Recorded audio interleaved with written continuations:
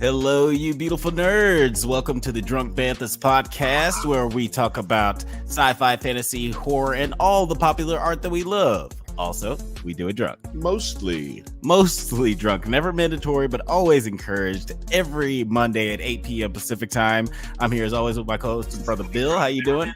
I'm doing great, man. Welcome to the Drunk Banthas podcast. And just want to say shout out to all of y'all. This episode is brought to you by the Drunk Banthas, sponsored by Drunk Banthas. And also, if you're watching at Nerds at Night, or if you're watching on the Twitter for 9 Nerd Yards, or if you're watching from Drunk Banthas channel, shout out to you. We appreciate you. And thank you for hanging out with us. Alex, give us a little rundown. Oh, man, I am so excited about tonight's show. We have a great... Just try to talk for 30 seconds without cussing. Get that 30 seconds run out, because you know I'm trickier and trickier every week. It's harder than it looks. 1 minute and 22 seconds, though, is pretty fucking good. Pretty good. You see that? That was the first F-bomb. Welcome. I was pretty fucking impressed. Fucking right. We have a great show for you guys tonight. Unless you don't like the show, then you know it's going to be the same as usual. Give us some more time. Shit. If you don't like the show, give us some time. This one's going to be the one you like. Give us some time. I promise. We're only talking about 2 things today. We except for the things that I'm going to talk about. Exactly. Other than those 2 things. Right, because we of course we're talking about True Detective Night Country. We're talking about the 96th Annual Academy Awards nominees, and as always we're talking about that third thing, we talking shit. But before we talk about what we're talking about, let's introduce our panel, which is very light tonight. I was gonna say, but that's not a melanin joke. That's just our boy Jeff. Dead Travis, what's going on? Not much. I am not going to be much help on the Oscar stuff. I think I saw a grand total of 2 of them. But which 2 are those? Barbenheimer. Yeah, you did the Barbenheimer. Oh, wait, no. Across the Spider-Verse 2. Yes. Oh, yeah, there you go. There you go, man. You are so good. in here. You're in there like swimwear, dog. Let me tell you. You don't have to worry about a ting.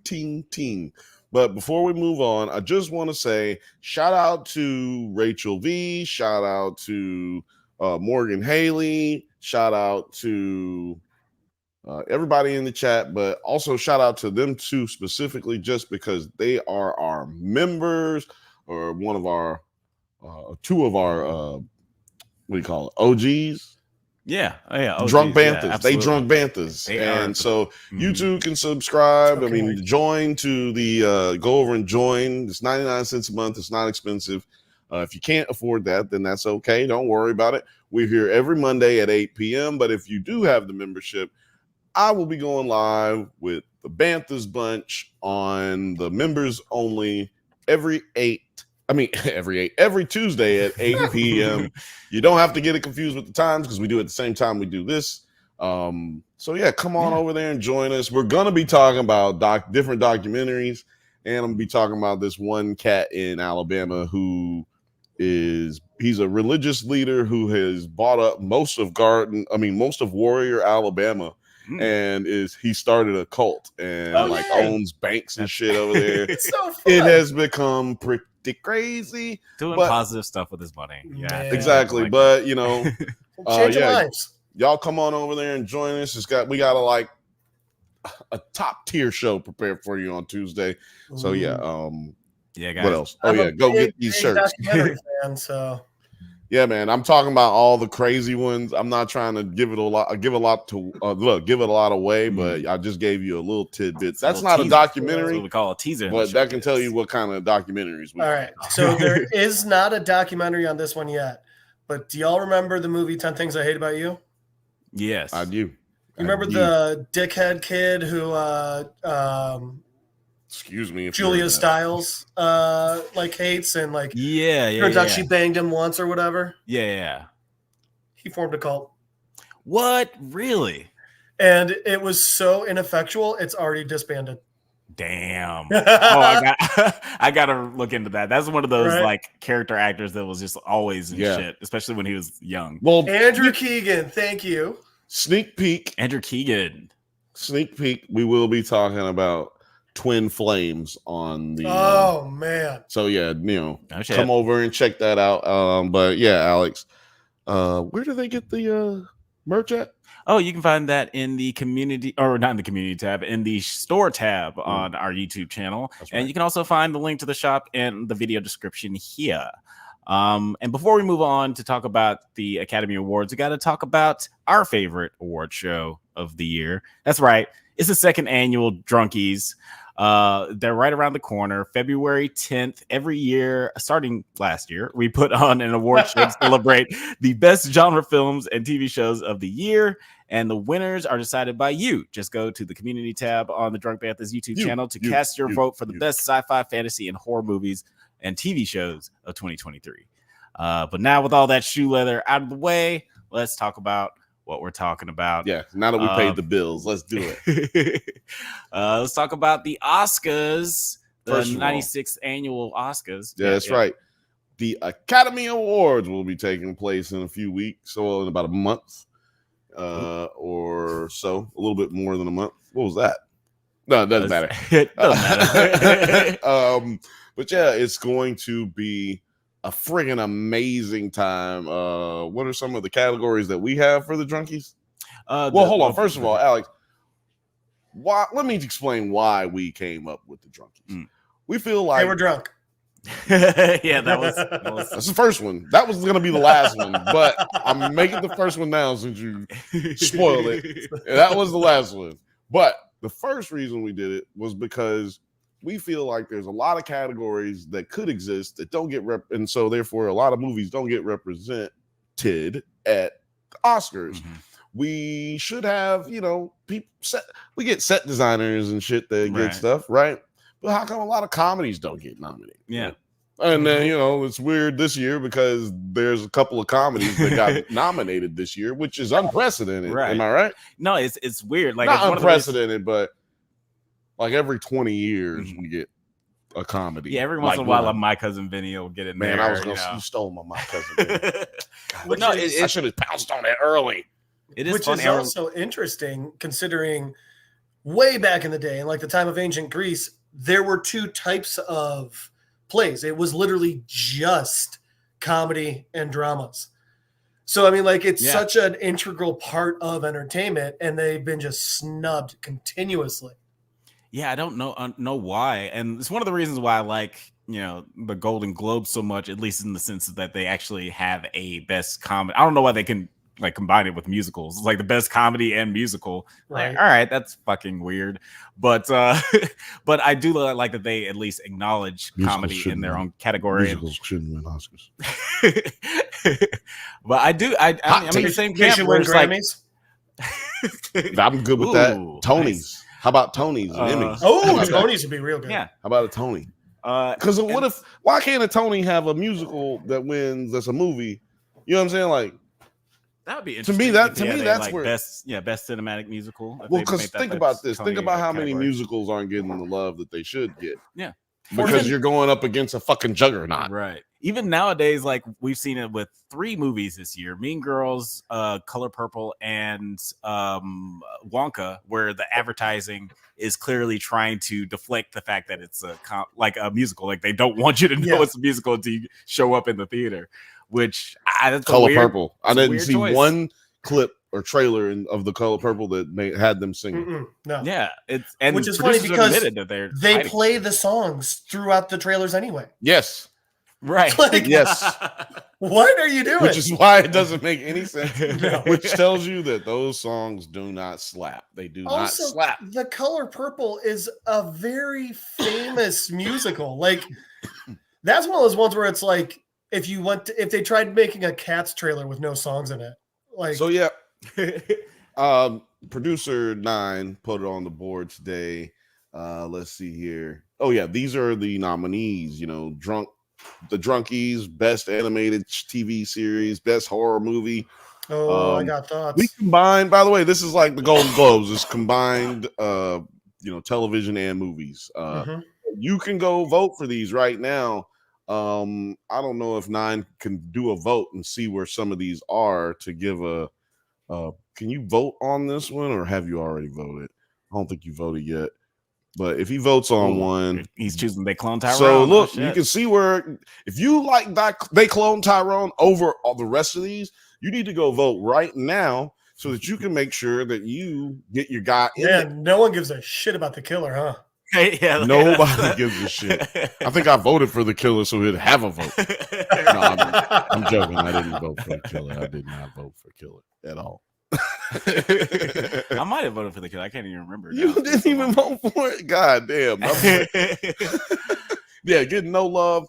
But yeah, go on there if you see something on here that you feel like, man, that should have got it. Yeah, it's TSA rules. If you see something, say something. Say something. TSA stands for testicular question. Oh, that's not those. I don't think aren't those are the letters. Oh, those aren't the letters for that. I thought, is it Greek?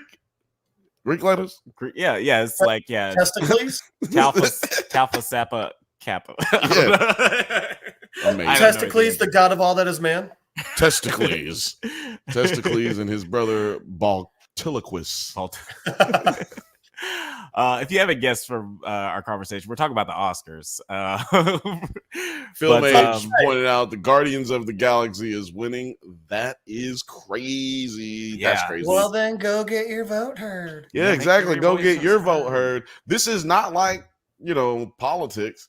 Ain't no college. Yeah, there's no electoral college for this. Ain't nobody go to college for this. Just go on there and like it and vote. It's so easy. A caveman could do it. And I'm giving a big prediction right now. Making that into a show.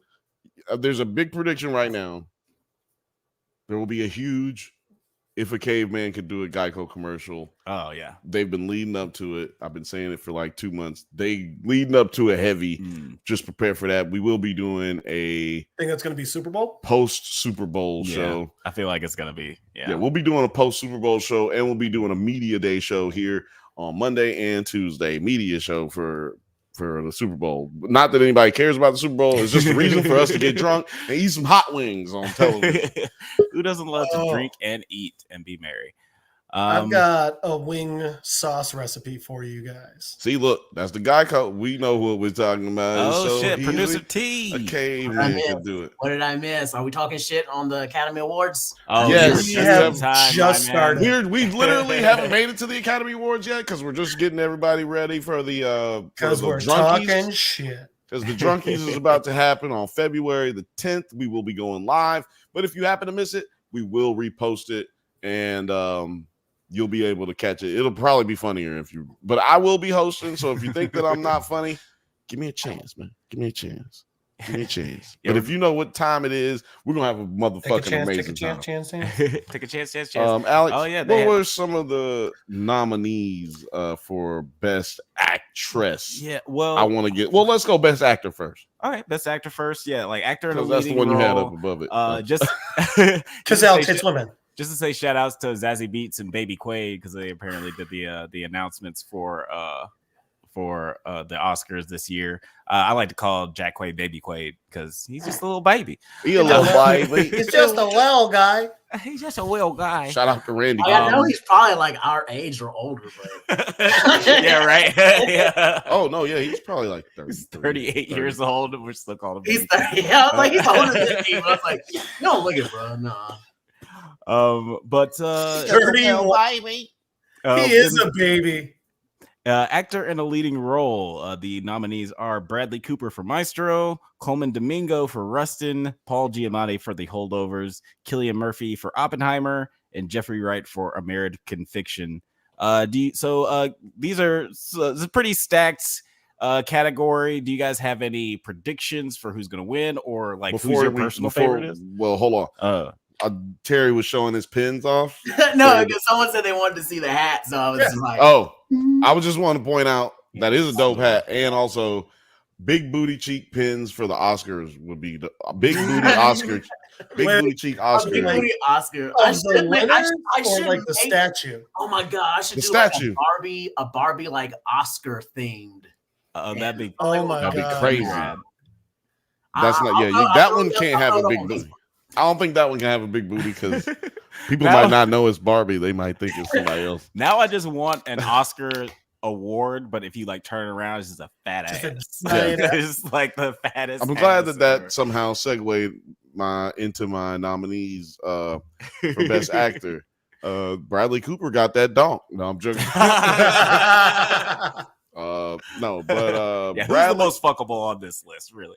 I haven't seen but Bradley a couple Cooper. of these Paul movies. Giamatti. Yeah, Paul Giamatti is got that donk. Paul Giamatti got them DSLs.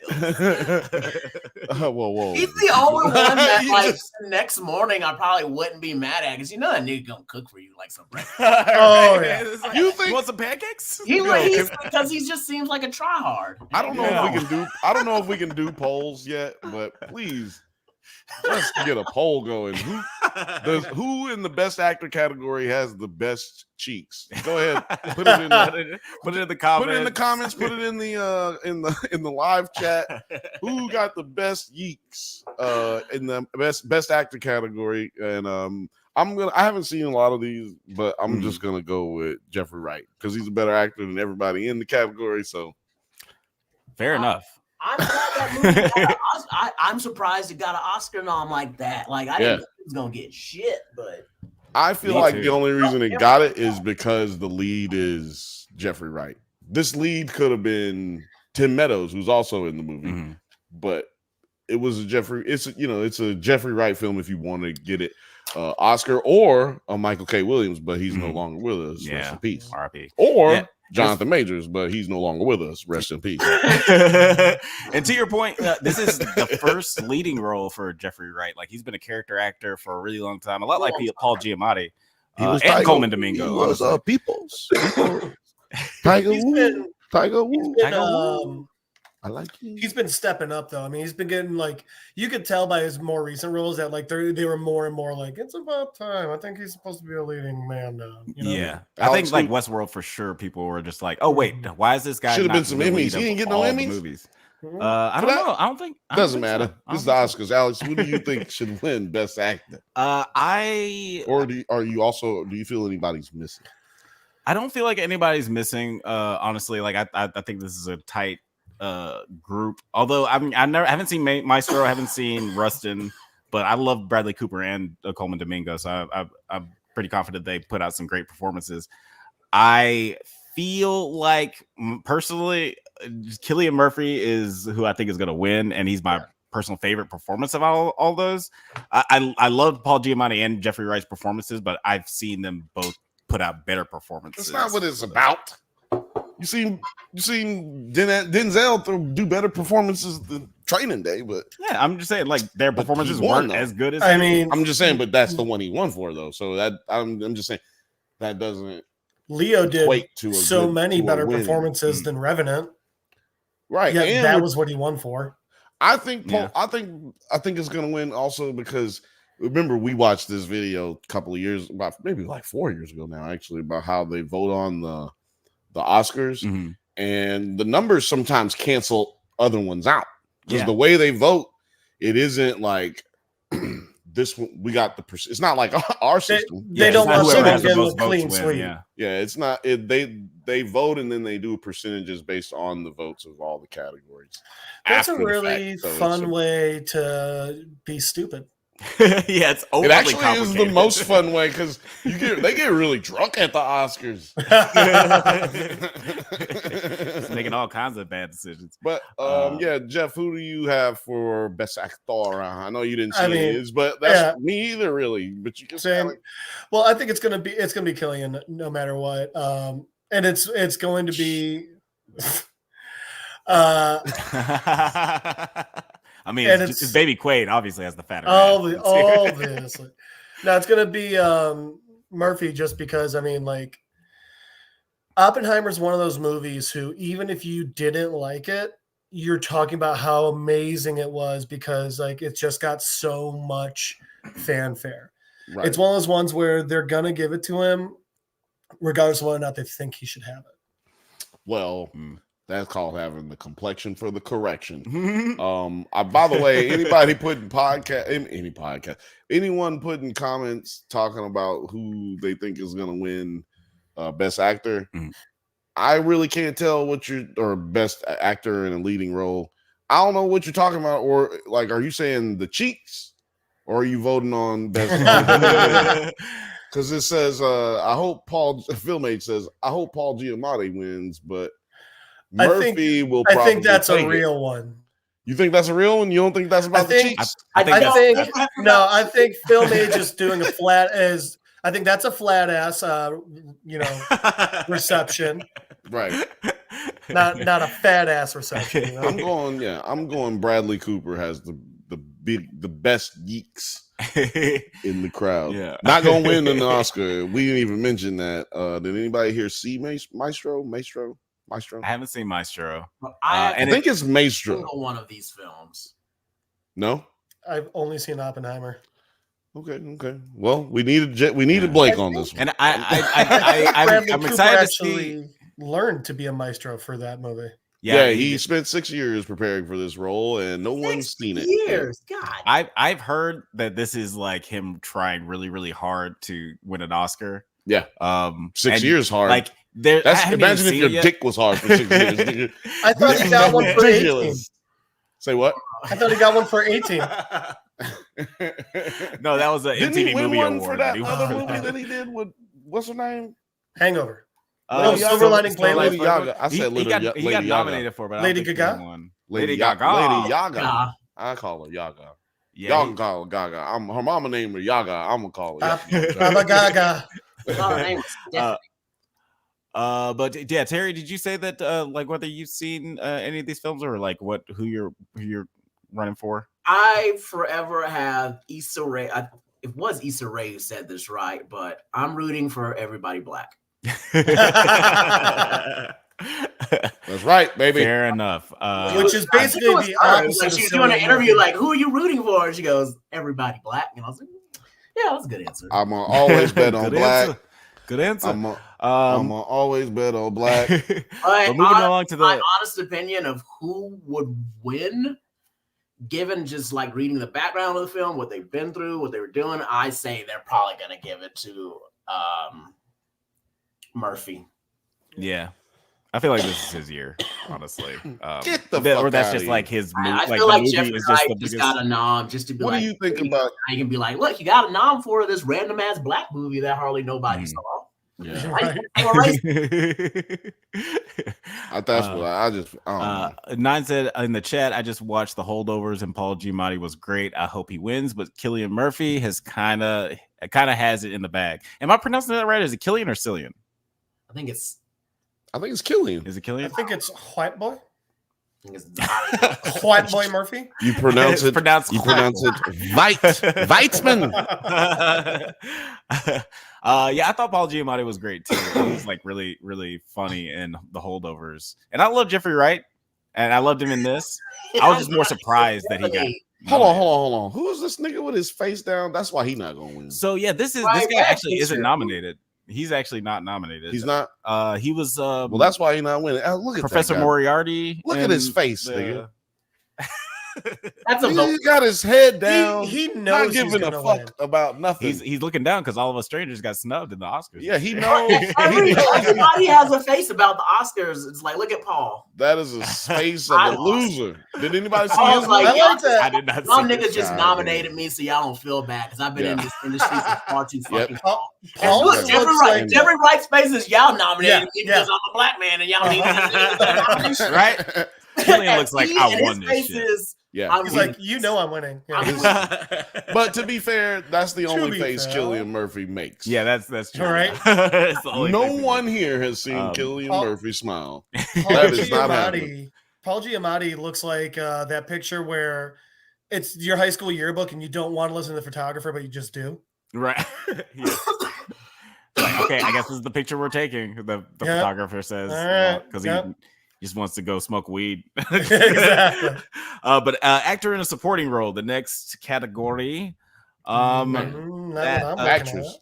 Do actress. You want to do actress? Okay. Leading actress in a leading role. Nominees: Annette Bening for Naiad, Lily Gladstone for Killers of the Flower Moon, Sandra Hüller for Anatomy of a Fall, Carey Mulligan for Maestro, and Emma Stone for Poor Things. Anatomy of the Fall. Anatomy. Oh, are you okay?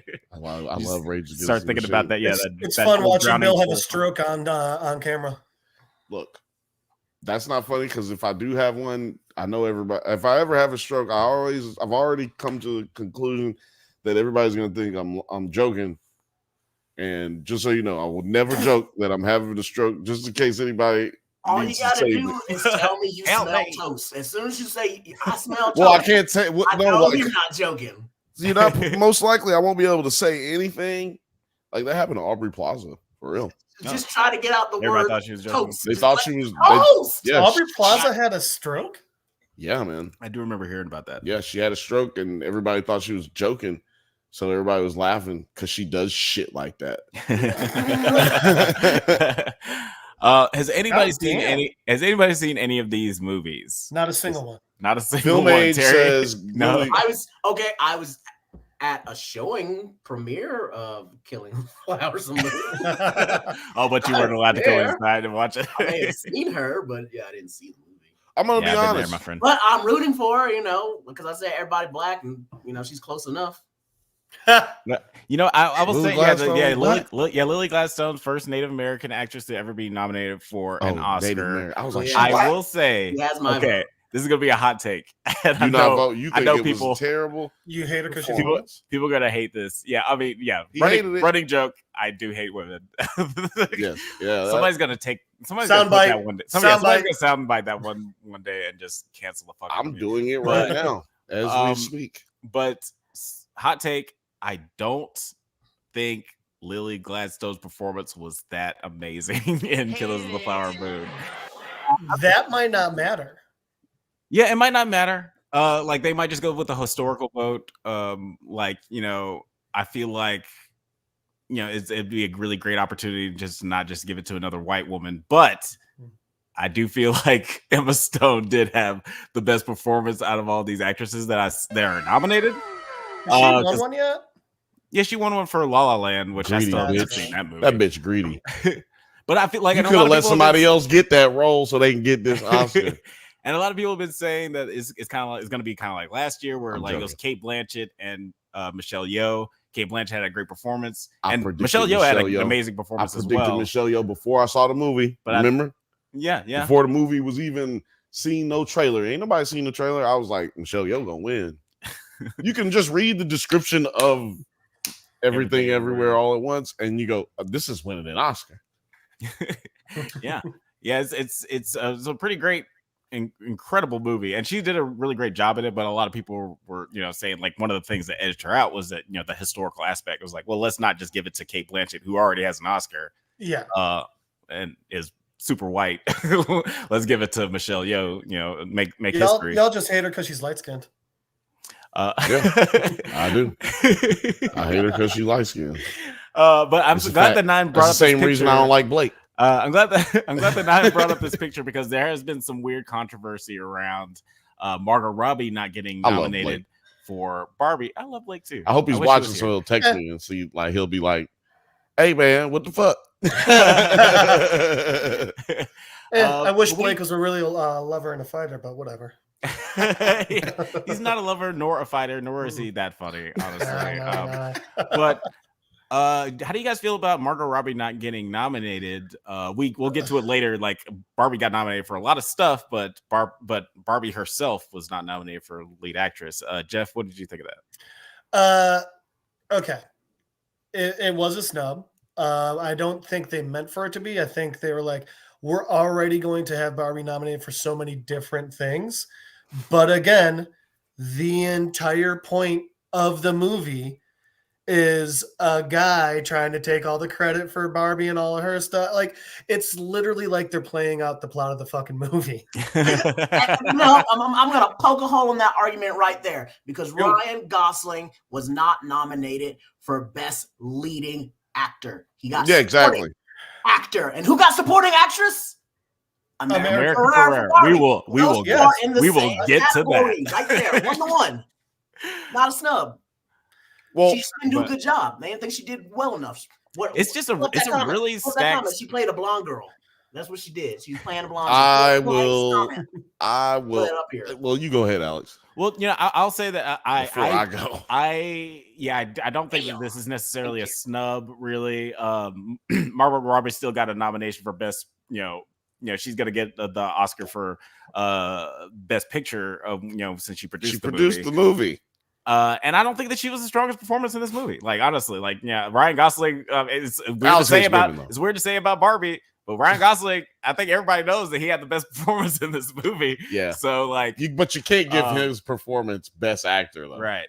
To me, that would have been the snub. That's how you know she got snubbed. If they give Ryan Gosling fucking best actor, that's how you know this was a snub. Now, to that point, I'm gonna say this was also not a snub in this category. And it doesn't matter about what America Ferrera got. Doesn't matter what anybody else got. What matters is her performance. And had she given a performance that transcends what you see Margot Robbie as, and also the character wasn't written, the dialogue wasn't written. Anyone nominated for being Barbie is ridiculous. Exactly. Nominated for anything, this movie. The fact that this movie is nominated for anything at the Oscars is bonkers. I'll say this. Because Die Hard didn't win no Oscars. They were several times, the first three Die Hards, #1 movie. Why didn't it fucking get an Oscar? Yeah, the Oscars have definitely it seems like they're getting more commercial lately. 100%. They got to get people nominating. Nutty Professor should have got a fucking Oscar for best actor in performance. And I think that they're leaning more into the weird with nominating stuff like Everything Everywhere All at Once as far as weird movies and nominating things like nominating things like Top Gun and Avatar. Those things wouldn't have got nominated for best picture like back in the days where Jaws got snubbed. But it's an interesting time. But Hollywood, I don't feel like it's necessarily a snub. There's a lot of really great. Hollywood is having a more open mind these days. Let's talk about performance though. When you said performance, who gave the best performance to get an Oscar nom? Whose quote after that Barbie Michael movie Cera you see going around everywhere? Who was quoting this fucking shit as a meme? Whose lines were they? American Ferreras. That's a good point. Yeah. People and Ken, right? Yeah, right. All the things that either America Ferrera said, I am Knuff said, I'm Knuff. All that shit was trending everywhere. Not almost a single line Barbie that Margot Robbie uttered as Barbie was catching. I'll tell you what, nobody really gave a shit. I'll say this: had the movie. Your guys' arguments have actually brought me around. I will agree with you. I do think the director not getting one is messed up. But I'll agree with you on Margot Robbie. I'll meet you on that one because I just haven't seen those movies, all of them, to add my how does a director get best director? Well, I'll tell you why. Them to be I'd have to physically see those. Well, I'll tell you why best director is a snub for what's her name? For Greta Gerwig. For Greta, because there wasn't. What's the other movie? You know what I'm saying? If you done gave him all these other nominations, how are you not going to give this one best director? Right. So the movie was good enough, but not the director wasn't good enough. Yeah, but direction. Also, the acting was good enough. The set design and all that shit. All that it's got nominated for. Right. None of it. Right. So that's kind of unfair. Yeah, and it's one of those things that they talked about back when Dune was nominated for everything except for best director, and they were like, "Well, this is the guy who directed it. It's how's that not?" How you not nominate this guy and you nominate best picture? But we also have to remember there's 10 nominees for best picture. There's only 5 nominees for best director, and there are a lot of there's a lot of great movies that came out this year. Barbie sucked. But and actually, speaking of which, let's talk about in the comments. Let's talk about with me. Let's talk about the directing category. Anatomy of Fall, Justine Triet. Sorry. Yeah, man, get it right, Alex. Killers of the Flower Moon. Fuck you. Killers of the Flower Moon. Martin Scorsese, Oppenheimer, Christopher Nolan, Poor Things, Yorgos Lanthimos, and the Zone of Interest, Jonathan Glazer. Hold on, say that again. You said that nigga name like it's regular. What was that again? Yorgos Lanthimos. What the hell is that? Yeah, I know. Hungarian? Isn't it crazy that I could? Isn't it crazy that I couldn't pronounce Justine, but I could, but I could pronounce Yorgos Justine. You've heard Justine since the. This dude dropping names of the Wu-Tang Clan. Yeah. Hold on, say that again. Yorgos Lanthimos. He directed. Let me look at that. Let me look at that. Killer bees gonna swarm. Yorgos. Let's just say, I think it's lucky Alex got to do that one in the beginning of the episode. If this were later on in this podcast, I don't know if you would have been able to pull that one off. Well, you know what? I don't know. I don't know if he should win. I don't just because his name. His name is like a. Just because Bill wants to watch everyone try and say the name. No, not that. His name is a great rap word. Like, you know what I'm saying? Like, you could use his name and rhyme that with a lot of shit. You know what I'm saying? I'd love it if he became the new Grey Poupon, where it's just like right isn't every rap song because of the syllables. It's because of the syllables. It would just be an amazing rap song. Is all I was thinking. But one of the reasons I can pronounce his name so well is because I've been obsessed with this movie ever since I saw it. You know, if I've said this to anyone who's would be willing to listen to me say it, go watch the video on favorite. YouTube. Oh, this is, yeah. I thought that was what we was. I thought we was gonna say it at the same time. This is my favorite movie of 2023. It's so funny and so weird and so upsetting. But I don't think that he should even win Best Director. Like I feel like Christopher Nolan is the best. Like Oppenheimer is the best directed movie out of all these. What do you guys think out of these categories, Jeff? I think Scorsese's gonna get it. You think so? Yeah, I mean, the movie is got enough of a buzz, and it's got enough of like a hey, look at the whole cultural attention and importance behind it. I think that this is one of those movies where, I see them getting a lot of awards, not even necessarily for what the categories are, but more for what the movie means overall. Yeah, Film Age Studios thinks that Martin Scorsese's definitely got this one in the bag. Say it with your chest. What about you, Terry? Do you think that Marty is going home with this one, or do you think this is Christopher Nolan's one to lose? I think it's definitely Nolan's to lose. No, I wouldn't say Nolan's to lose. It's definitely a tight race. Mm-hmm.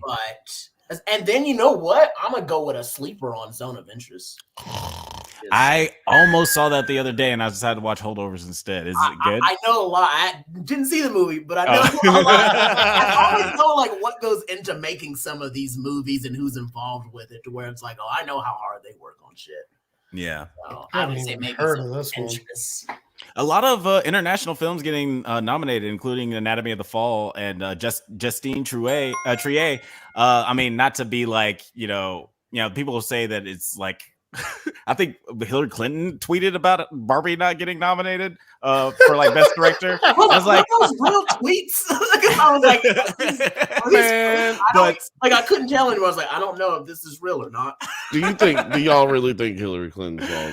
I don't think. Did she tweet about it, or did she X about it? We don't use that letter. Yeah, we don't do that on this podcast. That's racism. But you know, it's still like pretty. It's pretty amazing that Justine Triet like got nominated for this movie. But look, here's the point I was making. Justine Triet is hard. Why didn't you use the line Barbie said then? Huh? Why you gotta use Ryan Gosling's line? Wait, that's not even the best part of this tweet. At the end of it, she has to make the hashtag has to be about her. Her name first, too. Right? Not even Hillary Barbie. For Barbie. Well, no, just Hillary Barbie. Can we get to what's really real, man? The best nigga in the categories, man. Ryan Gosling going with that goddamn. Yep. I think he going with that. Because let me tell you something. Actors, I'm an actor now. Hey, how you doing? I'm an actor. Actors just gush over what that nigga did. Like that kind of shit. You go from The Notebook to I'm just kidding. It's raining. Like, yeah, honestly, it's an incredibly natural performance. He's so good in comedy. Like Nice Guys is probably still my favorite performance. Oh my god, so good. But this was just so good. Like he was incredibly funny. It's just incredibly funny take on this character. And I hate and let's talk about actor in the supporting role category. Nominees are Sterling K. Brown for American Fiction, Robert De Niro for Killers of the Flower Moon, Robert Downey Jr. for Oppenheimer, Ryan Gosling for Barbie, and Mark Ruffalo for Poor Things. I'd be a 10. Terry, do you who do you think is gonna end up winning for this, and who do you think deserves to win? Let me see it, Lucia. What was the question? Yeah, we got Sterling K. Brown, Robert De Niro, I didn't know Robert Downey Jr. was even in Oppenheimer, so that's yeah, he's the bad man. Such a bad man. So bad. Robert De Niro naughty. You can get. He has a son now. Well, I'm rooting for Sterling K. Brown. Mm-hmm. Sound like a nigga, don't it? I think this is Ryan Gosling's to lose. Mm-hmm. He's one I'd say, it's definitely his to lose. Can we pull up Sterling K. Brown? Sterling K. Brown, man. I have honestly, Sterling K. Brown got a name to sound like that. Just sounds. Yeah. You know that's a nigga when you look at Every nigga I met named Sterling was a nigga. I know some white Sterlings. I know some white Sterlings. I know Sterling Archer. I don't know a single one. Sterling Archer is also a good one. But shout out to Sterling if Sterling's watching this. But I just like Sterling. That nigga got one of them nigga names. When he went to every first day of school, the teacher saw his name and said, "Oh, we got at least one black dude." Yeah, got at least one. His name just sounds kind of like coconut butter. He never cocoa butter. Had a job interview where he was on the phone, and then they saw him when he came up, and they're like, "Oh, you're Sterling." Like, see, I get that. And like, "Oh, you're Terry." Like him, they're like, "Yeah." Okay. But I will say, hold on, Nan. Can you bring that back up? Because that is a controversial statement that I want to get some love next week. I mean, not next week. I guess it's on the 10th of March or 9th of March. 2 weeks. We need to remember that happened. You know what I'm saying? We need to, because if that happens, hey, I would be overjoyed. Filmmaker says Sterling K. Brown is a sleeper that I can see, but RDJ is getting it. He was totally the darkest skinned nigga to win an Oscar since Sidney Poitier. I kind of agree with him because like Sterling K. Like I like Jeffrey Wright's performance. I love Sterling K. Brown's performance in American Fiction. He is clearly the best part of that movie, and he's just like so natural. In the same way that Ryan Gosling is in Barbie. This is a pretty stacked category. Honestly. I honestly think everybody thinks Robert Downey Jr. is going to get it. But as far as like actors go, I just don't think that just because that's who votes on this, male actors. Like, I'm just saying. Yeah. So I think that's where they're gonna go with it. It's either Ryan or like Filmage just said, man, and like you just said, it could go to Sterling K. Brown on a fucking steal. I love RDJ, but I mean, his role in Oppenheimer wasn't really like crazy transcendent. Mm-hmm. He was moving the story along, but like he wasn't captivating every time he was on screen. I don't see it going to RDJ. Do you really feel like his performance was even worth, like he had enough of a performance in this movie to be considered a supporting actor? I would definitely say so. I think that, and I think I personally really loved his performance in Oppenheimer, and like the Oscars. Like I'm just saying it wasn't like Jeff said. It wasn't like a performance that I feel like transcended the movie or like or even added to the movie. Like well, it's one of those. It wasn't a Cuba Gooding Jr. To me, that's the Ever since I seen Jerry Maguire and then Cuba came out of nowhere and got the damn win. Nobody saw it coming. I think that this is a similar situation. We could have Ryan Gosling or Sterling K. Brown come in there and back backdoor it. I didn't want to say it because I don't like making butt stuff jokes, but It's only a butt stuff joke if you mention butt stuff. Bro, We all know what backdoors are, but do you backdoor guys- but I stuff. will. do you guys know what RDJ's last nomination for supporting actor was? Kiss Kiss Bang Bang. No, it's for Tropic Thunder. Yup. Yeah. Yep, blackface. Oh my Be the god. only actor in history to not go down for blackface. I'm And just telling you. in And my if he personal does opinion- go down, it happened because of this podcast. Just mark it down.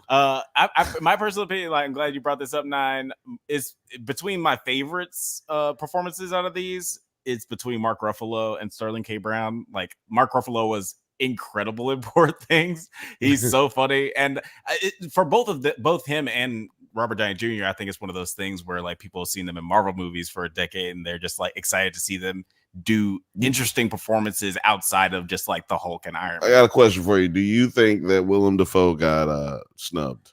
No, he was great, but he wasn't like wasn't Okay, I'm just transcended. Mark Ruffalo was definitely like the right. I choice think that between the the two. old dude who was like Oppenheimer's homie, the little Jewish dude who was with Oh numbers, yeah, I would love it if he got nominated. he should have got nominated. His shit. Now, like Einstein? like what Jeff was saying, he had scene stealers. Mhm, Mhm. right. The guy You with know the what I'm saying? oranges. If you guys don't, Yeah. Yeah, he had scene stealers, man. The Like Yeah. I dude was from like, Harold oh my and God. Kumar.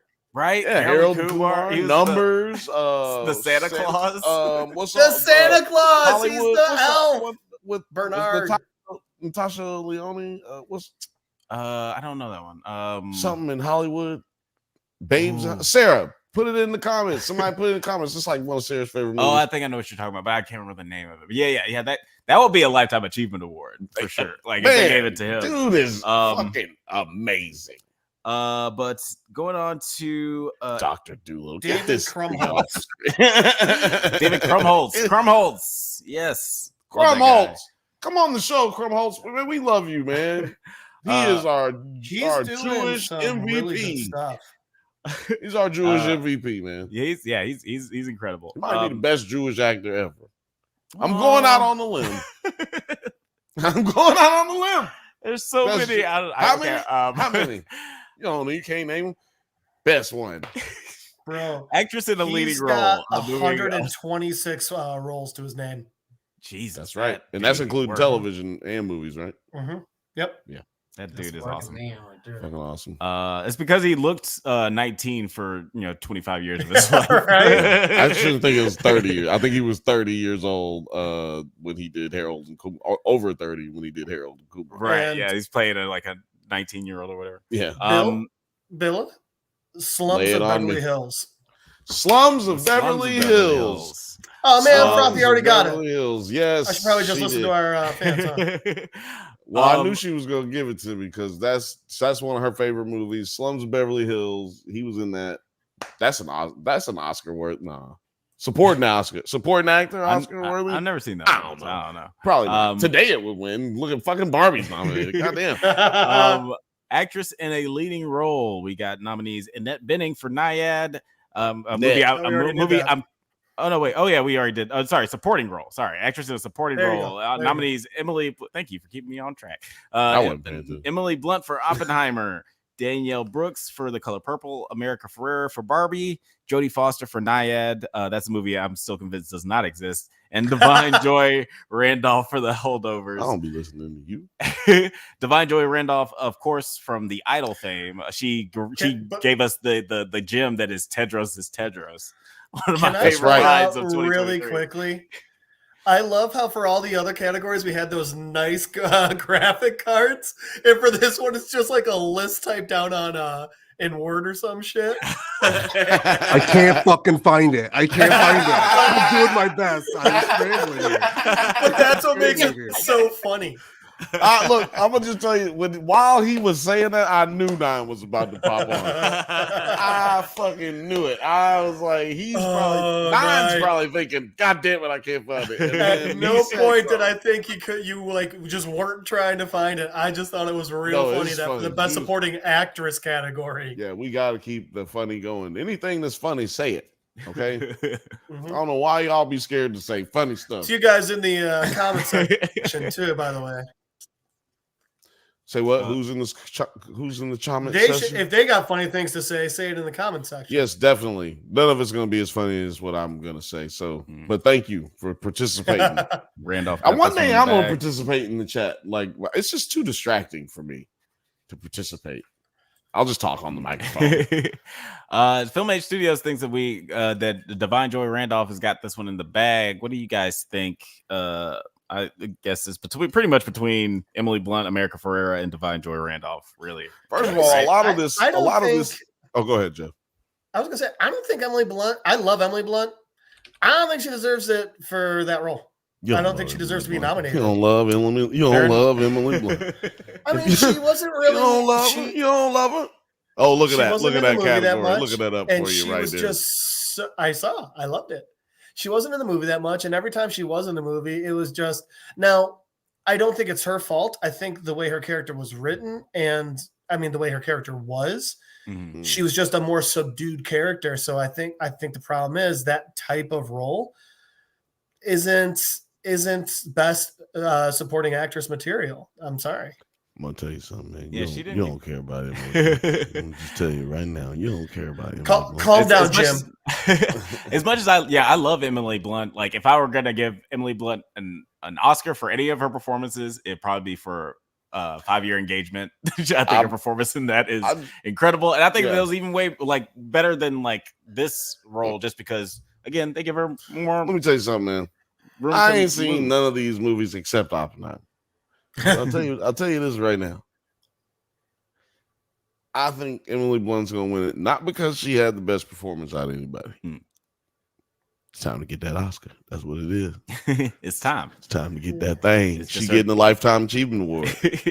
I would. You know what I'm saying? Just like all the reasons that you just said that you wouldn't give her one, right, are the reasons that I believe she's going to get one this year. Yeah, I would love that for her. And what's her name should actually get? What's the old girl's name? Florence Pugh. She should get the award, but she had sex in the movie, so they're not gonna do that. She didn't. They don't do that. You see her boobies. Yeah, used to be. Well, no, she gotta be. She gotta be like a crack whore. Right. She can't be like really hot, super hot, attractive Russian spy looking ass bitch. She can't do that. She gotta be a crack whore who's down on her luck and has sex with Oppenheimer because he pays her to go away, and then she. They like that kind of stuff, like Monster kind of or Monster's Ball, two monster movies. But yeah, you gotta commit. You gotta be a female serial killer or like a terrible mom. Because what's her name? Oh man, Monique. Yeah, I don't know why I thought. I don't know why. Well, we're talking about terrible people who won an Oscar. Yeah, that was connected. Monique won her Oscar for being a terrible human being. Like that's what they like. If you're female, right? Female. And I feel like or males too. Well, black males. Let's talk about Divine Joy Randolph a little bit because two people do think that she's going to end up winning. Three people, and mine is based off of award science. Right. And this is what award science is. In order to get, at least nominations, need to be nominated in the preliminary different type of award shows, right? And the person who got the most of those is definitely Divine for her role in The Holdovers. Yeah. Okay. I never seen none of this. Give it to the black lady. I'm just basing it she got a Golden Globe for this role already. Right. Once you get whoever gets the Golden Globe, always. That's usually how it goes. I think though. That's what I'm saying. Based on award science. Yes, but speaking to that same award science, would that be more award math? Math and science go hand in hand. Yeah, same thing. It's true. It's like math. I stopped doing science because I couldn't do math. Math and science are like your hand and your penis, or your genitalia, I should say. Excuse me. Okay. I don't mean to say that word, but hand and your genitalia. You can't masturbate with one without the other. You know what I'm saying? It's math and science. They go together like butt cheeks. I will say, with the Golden Globes, before we talk about this last category, the Golden Globes are interesting because Cillian Murphy won for Best Actor, and Paul Giamatti won for Best Actor in a comedy. Divine Joy Randolph won for Best Actor. On that. So now they have to actor. have a fist fight. Yeah, but see, that's my point. Yeah. What's her name might have won the Golden Globe, but sometimes the way they do it is Emily Blunt's been that actress who's been out here. She's been doing it, and sometimes they give you that Golden Globe to elevate you into more movies that they want to put you. Because you got to remember, a lot of this is studio driven too. Yeah, I'd say only a quarter of it is studio driven, to be fair to the Academy, because I don't want to get uninvited or banned from the Academy. Apparently they've had more members than any year before. That's why you got a lot of international movies making it diversity. They allow more people, and this is the first time where all the acting categories had at least one person of color. So that's pretty cool. That's sad. It's sad. Yes. This is the first time.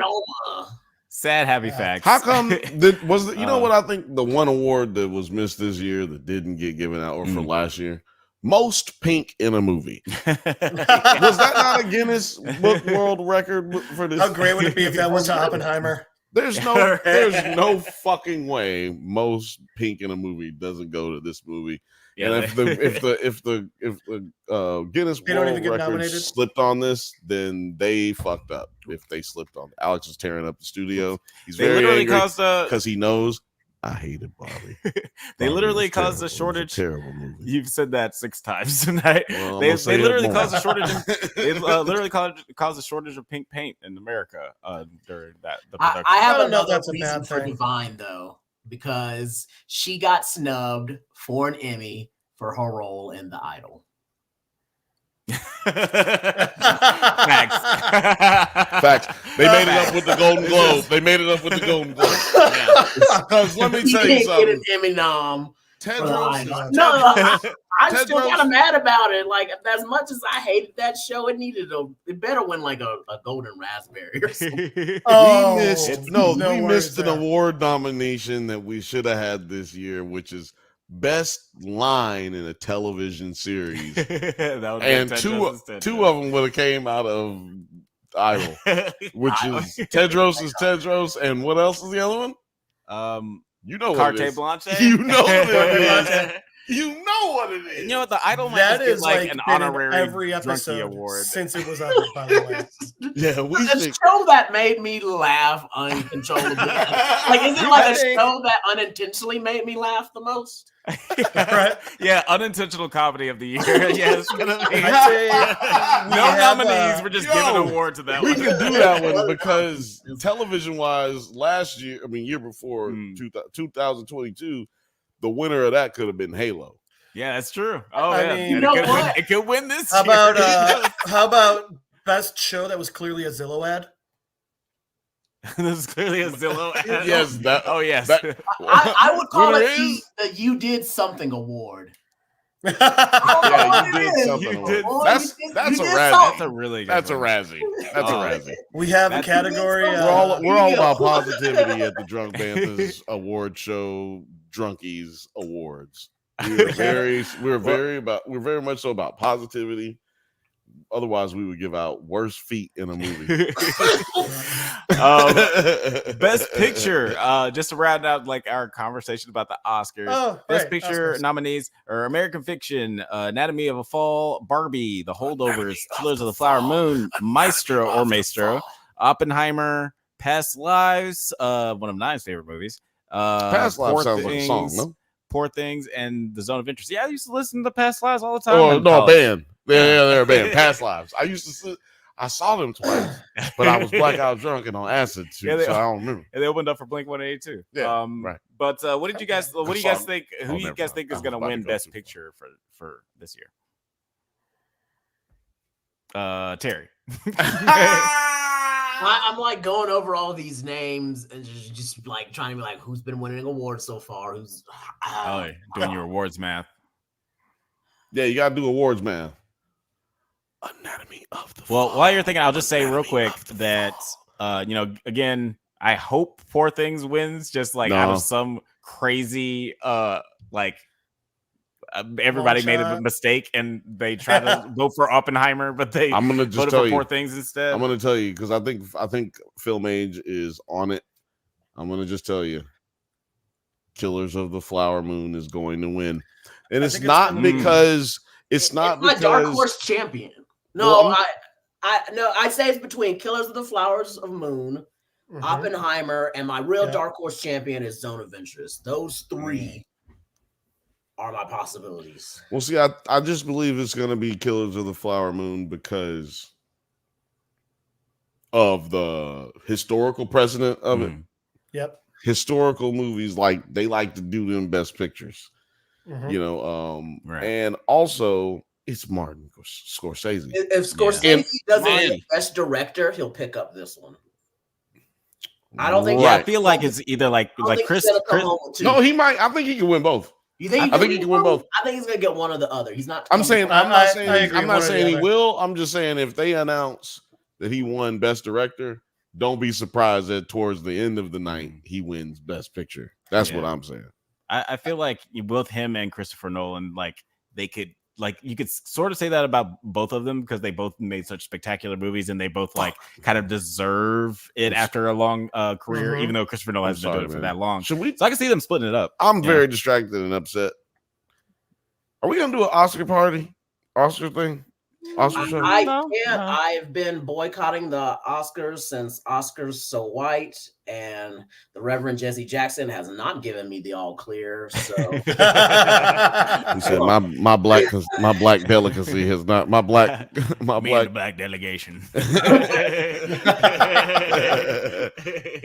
Said me and my black consulate have not had a conversation. We have not been informed that the embargo has been lifted yet. So we no longer take directions from the NAACP. We take directions mainly from ministers, Baptist ministers, and Protestants as far as we go. We have some Catholics. No Jews. No Jews. They don't fuck with us because we have different religions. We do like each other. I would say that, as far as I got an edge up from a Jewish man. That's what racist people say. They just say how do you count the amount of black people that you have as friends? How do you count the amount of minorities you have as friends? They say crazy shit like that. That's what you do when you're really proud of them. It's like, oh yeah. And I'm talking about I made a black friend today. I've met black dudes. I've met black dudes. Ministers. I've met ministers. I've never ministered to a Caucasian man before. I tell you, look, as soon as I get a chance, I want to minister to some white boys. Now, I know you friends with some whites. I have friends with whites as well. I have 3 friends white. I just believe that you should bring some of your white friends down here. Speaking of whites, I do think that Killers of the Flower Moon, I think it's an incredible movie. A lot of people have made this criticism, and I tend to sort of agree that it could have a more of a perspective or point of view from the Native American characters. Is that what you think? Seems like they are a little bit more secondary. Well, I think it's because of the lack of information.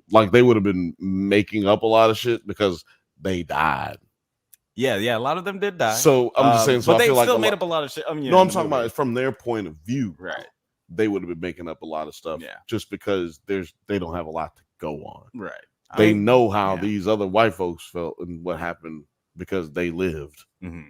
Right. So, yeah. And I did like how the way that the movie ended, not spoiling anything, but it did have a really great way of showing that the reasoning why is through a white perspective, the perspective of this white narrative. But because everything is. I'm joking. But I think that it would be a good time to tell the truth, but also, but I think that it has nothing to do with it. It'd be pretty incredible if American fiction, everybody's white guilt just got a hold of them and everybody voted for American fiction. I feel like what we haven't touched on, as I touch this tequila bottle and get ready to pour a shot. I feel like what we haven't touched on is Anatomy of the Fall. You feel like that may have a chance? No chance? I think I haven't seen it yet, but from what I've heard of it, heard about it. I think that it's probably gonna win like best director or best screenplay, because from what I've heard, the story it's pretty incredible. But I'm gonna look, that's one of the ones I haven't seen yet. Yeah, 9. You said you don't think that Maestro is walking out with anything. No. They are walking out with something. I'm gonna tell you what they're walking out. Somebody's stealing toilet tissue. I like you go to one of them events, you steal toilet tissue, you walk out with a couple of good snacks, some good drinks, you walk out with the swag bag. They got some dope swag bags. You got a dope auditions for crowd filling for that? I'd love to be a crowd filler. I'd love that. I'd have so much fun. I got suits. I can just you too, if you're in the Los Angeles area. 9, can I get the camera? Can I get this one? If you're in the Los Angeles area, you too can be a crowd filler for the Drunkies here at the Drunk Banthas Award Show. You could be a member of our crowd. We're gonna have a live audience right here in the studio, Music Coffee Studios. It's happening. It's happening right here. So don't miss out. It's all free. February 10th, everybody. Come bring your own chicken. Our homes. Bring your own chicken. Bring your own beer. But yeah, like can I say something really quick? Yeah, go ahead, None. I really like that sweater. What model is that? The Drunk Panthers one. Is that cream or white? This is oatmeal. Like oatmeal. I really like that. I really like that. Hold on, let me move this out of the way. That's the new shawl hoodie that we have on. Yes, the shop. We do have the new shawl. Hold on, is there any music for this? Is there music for this? X-Files. Nope, that's bad. There it is. Yeah, Drunk Bantha shawls that you can get at the Drunk Banthas merch store in the description. Yeah, you can find the shop link in the video description.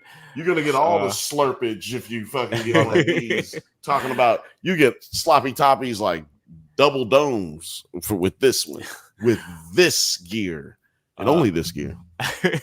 I don't even know what to say after that, but I guess like if you guys have any thoughts on the Drunkies, the Drunkies, or the Best Picture nominees, let us know in the comments. Let us know who you guys think is going to win and who you feel like deserves to win, and what movie got snubbed. Who do you feel should have been in this category? Eric, not Jeff counting how many black friends he has. Oh, hey, what's going on, guys?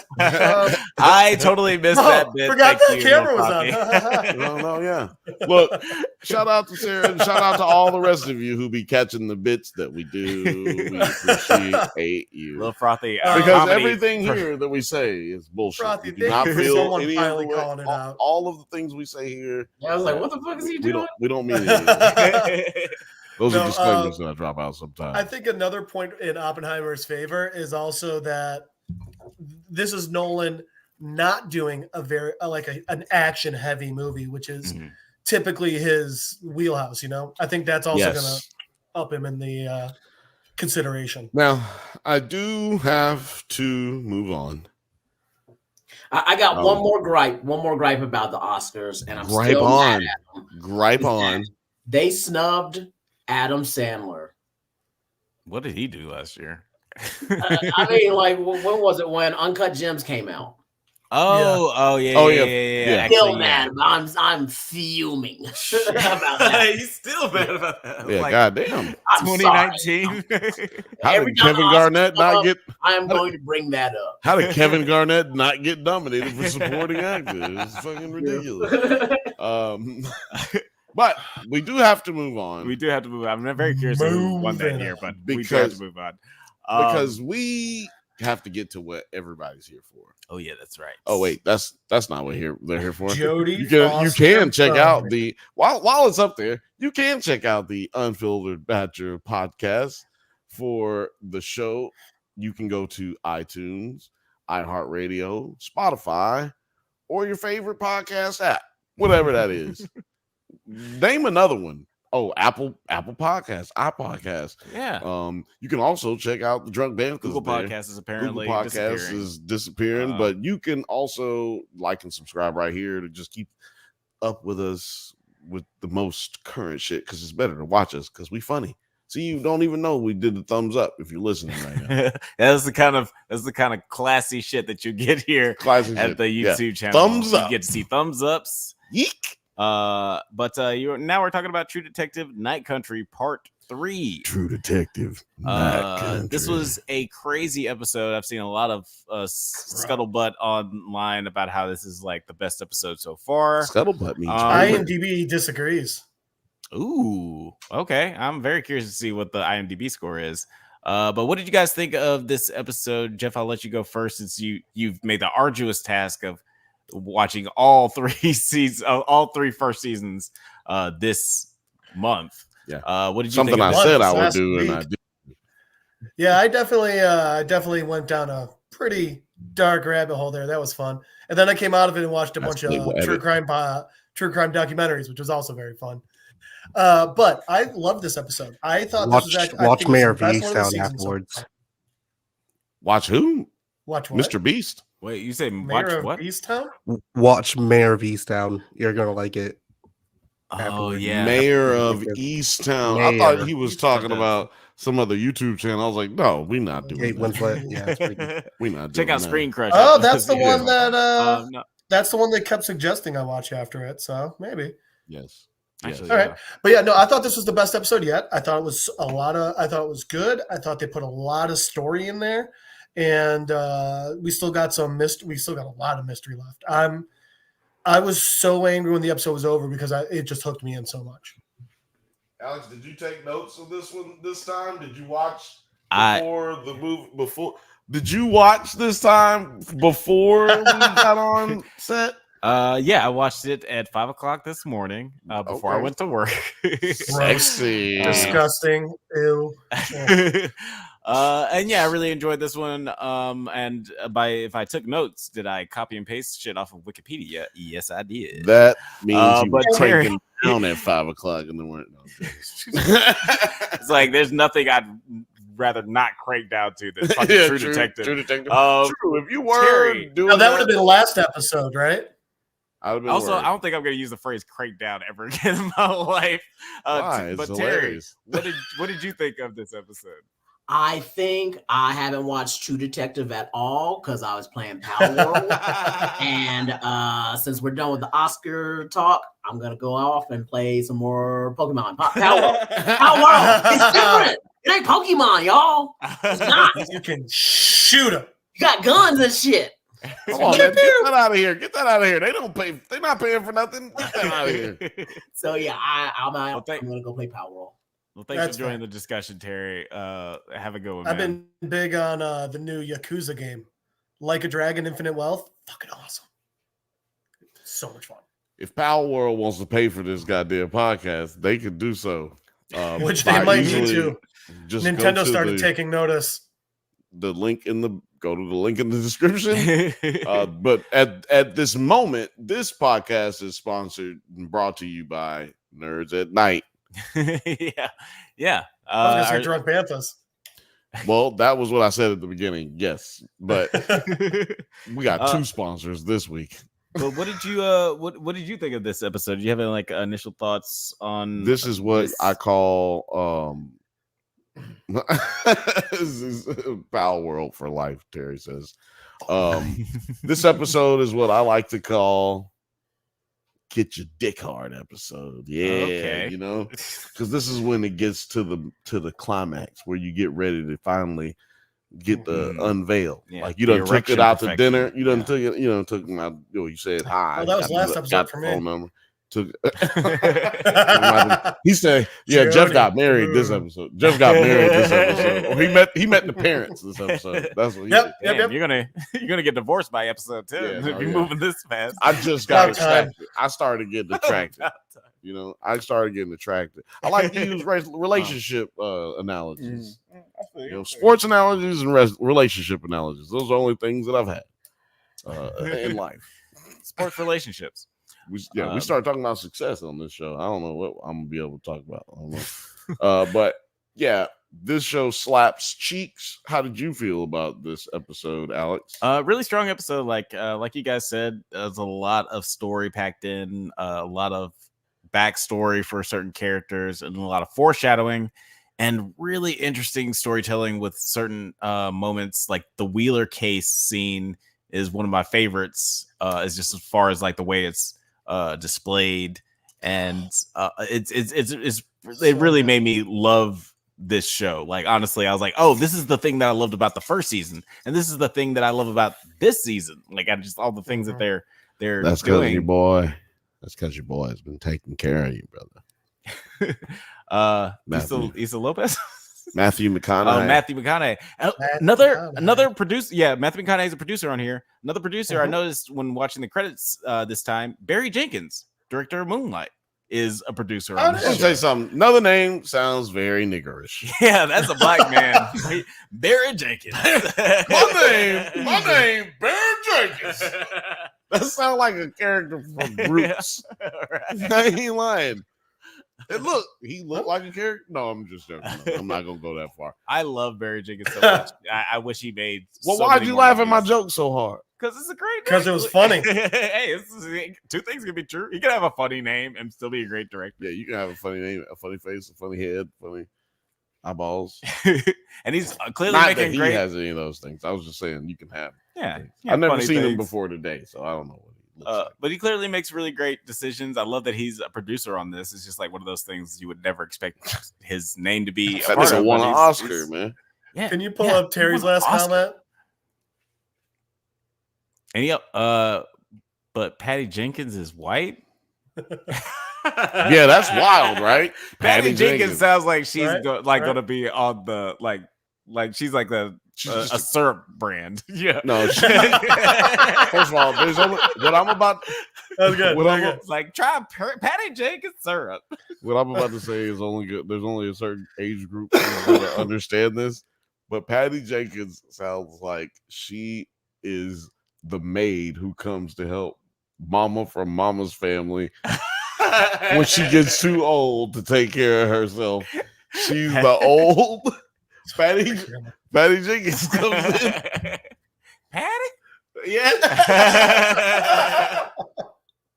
I'm sorry. There may be no one who knows what I'm talking about. My favorite black director, Patty Jenkins.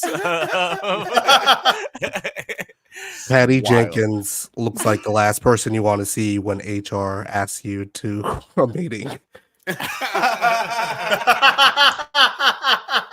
Yeah, Patty Jenkins looks like she works in administration. Yeah. Yes. Like, She's got a whole kitty out right there. Jesus Christ, Patty, put it away. Get man. those things under control. They sit on my wrist. They Like a sit bird on my on a wrist like a perch. bird on a perch. Rumsky. Okay, so man, yeah, Oh, that God. Alex hates women trend is gonna definitely go hard this week. I know. I totally baited so, you. I felt like Donald Trump just then. I just baited you into hating women. So the scene you were talking about. Yeah, to get one back of to True Detective. Just take a breath, everyone. the, one of the pieces of trivia I read, someone was saying the song he was whistling when they're walking in was a Beatles song, which might be a callback to the first episode when Jodie's character hates the Beatles. Right. Hmm. Or pretends to hate the Beatles just because, like, obviously it's that sense memory with her kid. I guess she listened to the Beatles a lot with her kid and her deceased husband. Yeah. Or he ran away. What if Yeah, we the don't- dude just left? What if he's just living 2 houses down? That's what I'm saying. Like, what if he was just like, you know what? Fuck y'all. I'm just going. You know, he was like, hey, Alice, I ain't never coming home. See you around. And he just hangs up. What if that's his MO? Yeah, it is Alaska. All you have to do is not move out of Alaska to not see anybody ever again. Looks like all you have to do is stand Alaska. still and just not deal with Right? anyone ever again. Stand still for a while and you'll die. Yeah, that And then nobody else will ever have good to old worry dead about it. Travis. Right, good old dead. Good old dead Travis. And this episode does open up with a flashback. Wait, sorry, let me get back to my notes. Goddamn, this shit reset. Flashback. 7 years prior, Navarro Richard arrests. Oh yes, flashback music. 7 years prior, and for public damage to the Silver Sky mining factory. However, she allows Anne to continue with her activities as she helps pregnant women in giving birth. She a doula. This moves Navarro, who decides to not arrest her. I thought this was a really interesting cold open for the episode because you get to see how Navarro is not just like a straight up hard ass. Obviously, she has sympathy for women. Yeah, but also you get to see that Liz is not the only hated person in the because so far we just seen Liz get all the hate. Yeah, Navarro is very much so hated. Yeah, Evangeline. Sure. Yeah, Evangeline. And seems like the common thread is everybody hates women in this town. It's just you. I was like, what? No, that's your thing, bro. That's your thing, Sorry. bro. Alex is making travel plans. Yeah. Right. Tell you where it won't be. But feminism. Sorry. That's the last time. You're gonna make people think that I really hate Imagine someone who's just like pops in for this part is like, God, this guy fucking. Yeah, if you get so many followers for the wrong reasons. Look, if they think that and then they find out that's not what it's about, you don't understand the show.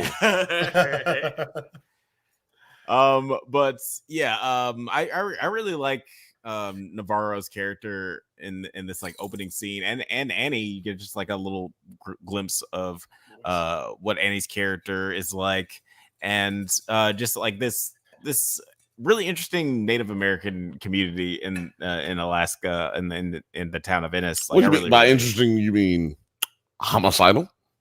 Is that what you mean? I mean, well, not we not got because we had a character that I'm just saying, like, well, yeah. Well, I guess that dude was white, or is that what we're assuming? We're assuming the dude who murdered his wife was white, right? Oh yeah. No. Was that the opening scene? No. The opening scene was the the birth, was just the birth, the the water doulas. birth. Yeah. Oh yeah, doula. You're thinking the flashback scene where Jody's talking about it, and that's right. just we'll flat out lying. Yeah, that's pretty. You know why I'm thinking that? Because I definitely he was before I watched the episode, I thought that was what was going to happen. Because I knew that was. I figured that was going to happen next, and I figured that was going to happen first. But then I was pleasantly surprised. But, okay. Yeah, that's it's Cillian Murphy's first name. That's how you pronounce it. If you look it up, that's what it says. Okay, Murphy. Don't look it up right now. Don't look it up right now. But yeah, back in Wikipedia. Back in the present day, Hank enlists local hunters to help in the search for Clark, despite Navarro's hope to take Clark alive. Danvers is informed that Anders Lund, Anders, obviously from Workaholics, the man in the coma, had his remaining leg amputated. And then when Peter once again asked about her past with Navarro, she says that her final case together involved a man named William Wheeler, a criminal with a violent past who assaulted his girlfriend and killed her. But as we can see from the presentation, it didn't go down as she explained to Peter. Bill, what did you think of this scene where she's explaining things and her lying to Peter? And do you think that the truth is going to come out later on, or this is just like you can't handle the truth? No, I don't think that the truth is coming out. I think that before I go out, because I'm not going to steal any of Jeff's ideas, because I think I know what he'll say, because the person who's just getting into it, you know what I'm saying, just binge watch it. But I think that this is to parallel the episode where we find out the crazy shit that Rust and what's Woody Harrelson's character? Oh yeah, Hart when they took parallel what they went Sounds like through. an awesome 80s band. We're- Rust and Heart. Rust and Heart. Yeah, Heart and Rust is terrible, but Rust and Heart, You know, went actually- to take over the world. They went out. Speaking they of their went on names, to take over the world. speaking of their names, their last names Hart and Cole was supposed to be like play off of Heart and Soul. So just so That's you guys know dumb. that. Anyway, why'd you? The show now. We were talking about their names. Forever now. God. No, so I just think that it was a parallel to their situation that no one knew about. You know, when they killed old buddy, and that's what caused a lot of hardship for the both of them. And well, not to mention that Rust fucked Hart's wife. Yeah. Well, that's not Man, she's a that's not bitch. important. You know what I'm saying? Like, if you fuck your partner's wife, you know what I'm saying? Like, is that forgivable? Yeah, I don't think I know it's not from the husband. I don't No. think so. But you know what though? They kept working together because they were just like, None of this matters. It don't matter. it's Yeah. weird. That's weird. I It's couldn't very, understand very that. Strange. But yeah, they didn't yeah. work together after that. They worked together like 10 years after that. Exactly. That's what Yeah, and I think with their relationship, because his life had turned to so much shit. Their marriage had ended, so I'm assuming that the stakes towards that particular conflict weren't as like paramount as it was when it first happened. Rust and Hart's wife had a relation. Our relations, That's one hell of a behind the music. relations, Heart gonna have relations. Heart gonna have relations. Heart gonna have. Hold on. So speaking of relations, but this scene. Jeff, what did you think of just like the way that this was all presented, like in the lie and the truth of it all? So one, I completely agree with Bill. This is absolutely supposed to be a callback to season 1. You could say it was. You could also argue it's a callback to season 3, when they got that dude in the barn, But I think what? That's the question, bitch. Oh wait, I know what the question is. it's this scene. Does it? Oh, Oh, sorry. Yes, it does. But I think it's definitely a callback to season 1. I like how they did it differently though, because like while it's obviously a callback, it was an interesting way of doing it where it's not in the moment. So it's the way that it was filmed was different. Mm-hmm. The fact that I really loved how they had her telling it while we're watching it, and you see that it's a lie. I thought that was really good. Right. And here's the one thing I wonder for you guys: we know before the story starts being told, this is why they had their falling out. Mm-hmm. Do you think the falling out is because Navarro killed that dude, or because Jody killed that dude and Navarro is upset she has to cover for her?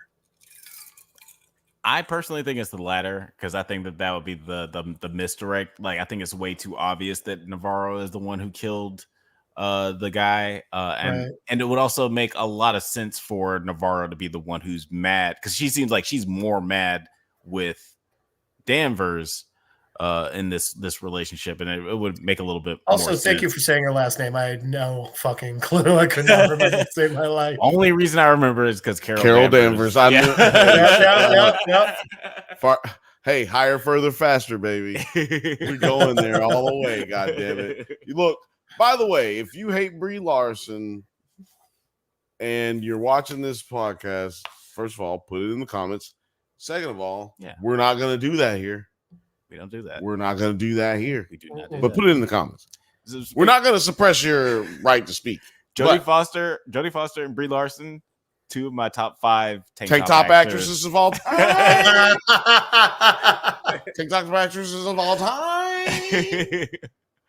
But sorry, this actress right here, the boxer, she could probably get up there. Yeah, she might crack the top 5. Yeah, she might get. She might got edge one up. more movie with a tank top, and she's cranked the top. Right. I say crank because I was talking about cranking down. We don't say that anymore. We don't say that. We don't say that anymore. I thought one of the categories in the drunkies was which actress would you like to crank down most to?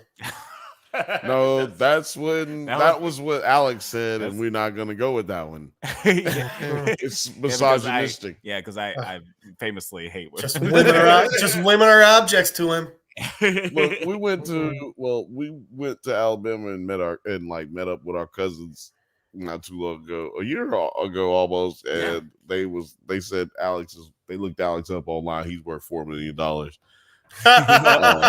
was like, oh man. I was very upset because I was like, yo, this nigga didn't even pay rent last night. I was gonna say this is crazy. some shitty recording situations we got going. This nigga didn't even buy weed the other day. He said he had no money to buy no weed. And you never paid for any of the weed. Yeah. Never. It's not habit forming. But moving right along, Danvers and Navarro. Question Susan, a friend of Anne. She reveals that Anne accompanied her to. Wait, what? She's a liar. She's a liar.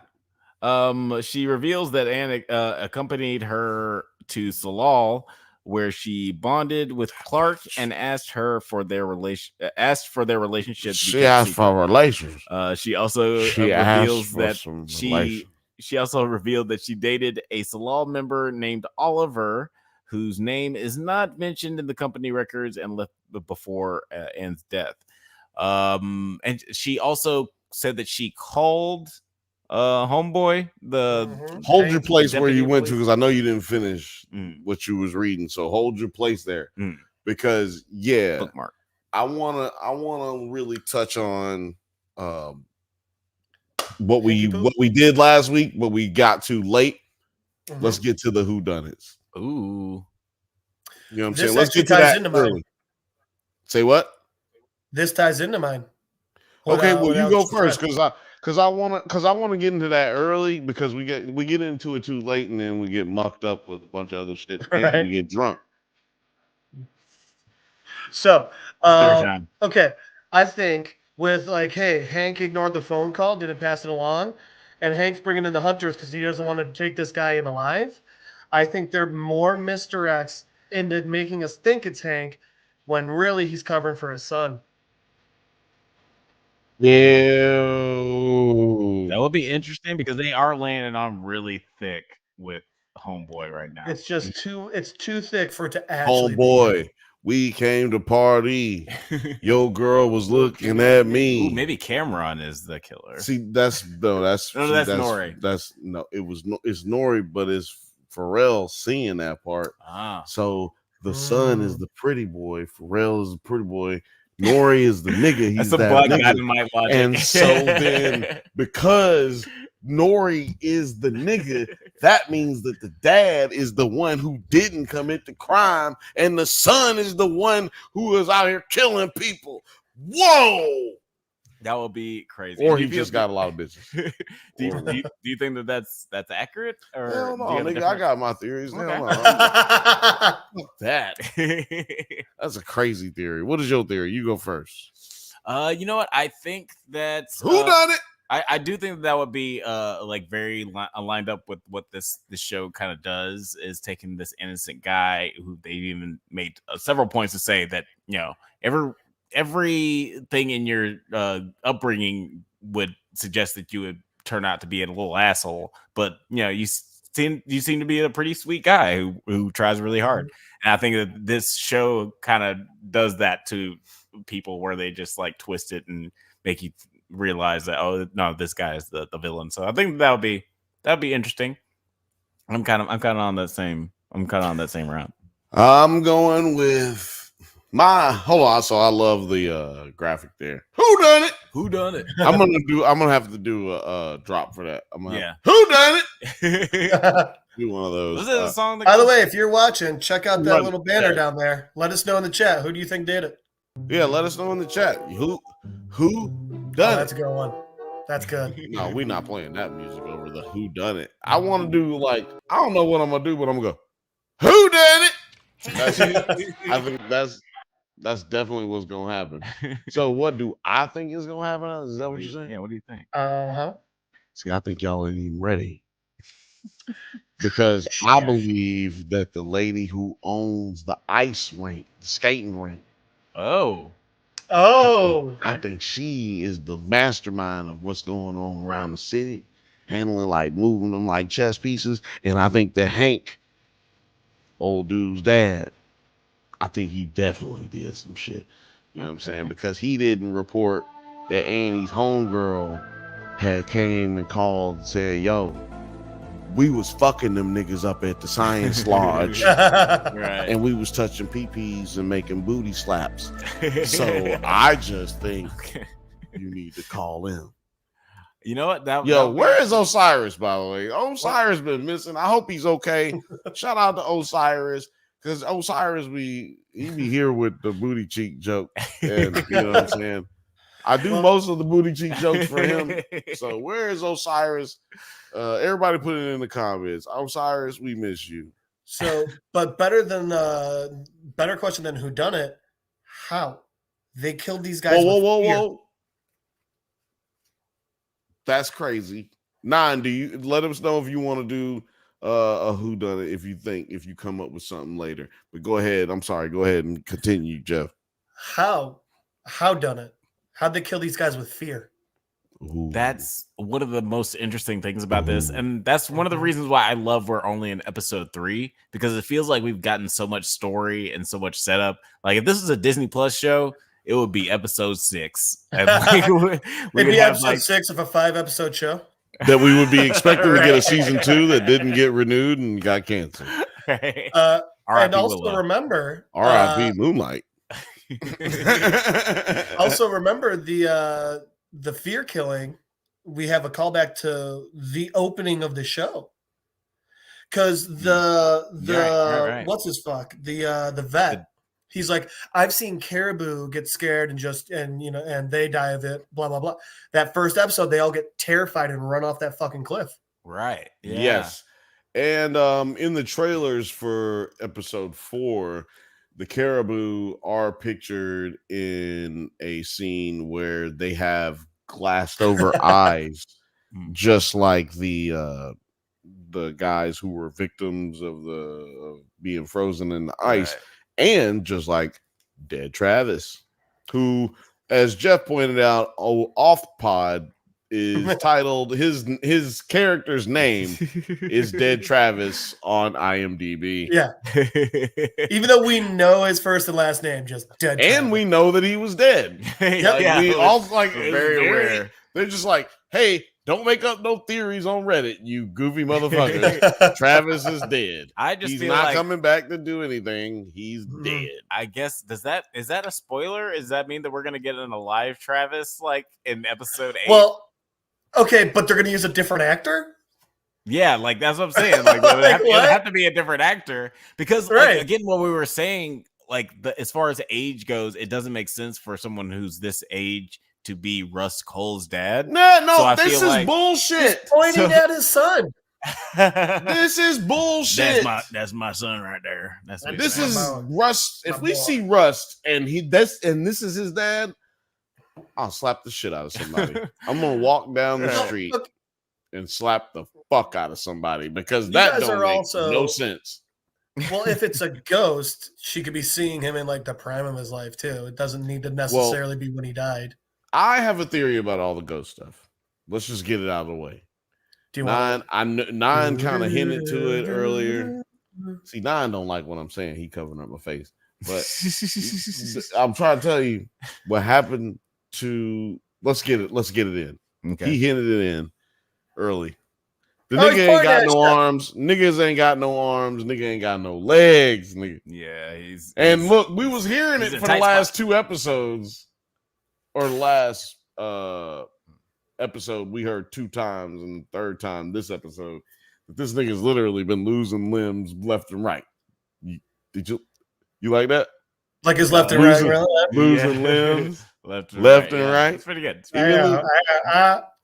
But seriously though, that just happened on accident. But like he was losing limbs Some left good and soft right. alliteration there. Yeah, it's soft. Losing limbs. You know what I'm saying? I'm a fan of Mark Twain. But he just going through it. This nigga done lost it. They snapped his left arm off on accident while digging him out of the ice. Right? Boom. Okay. Understandable accident, right? Yeah. Understandable accident. But then you lose your other arm. Like they said, hey, he might lose his other arm. Then she calls, hey man, I need to talk to this motherfucker. Subscribe to them. Now see, I like that.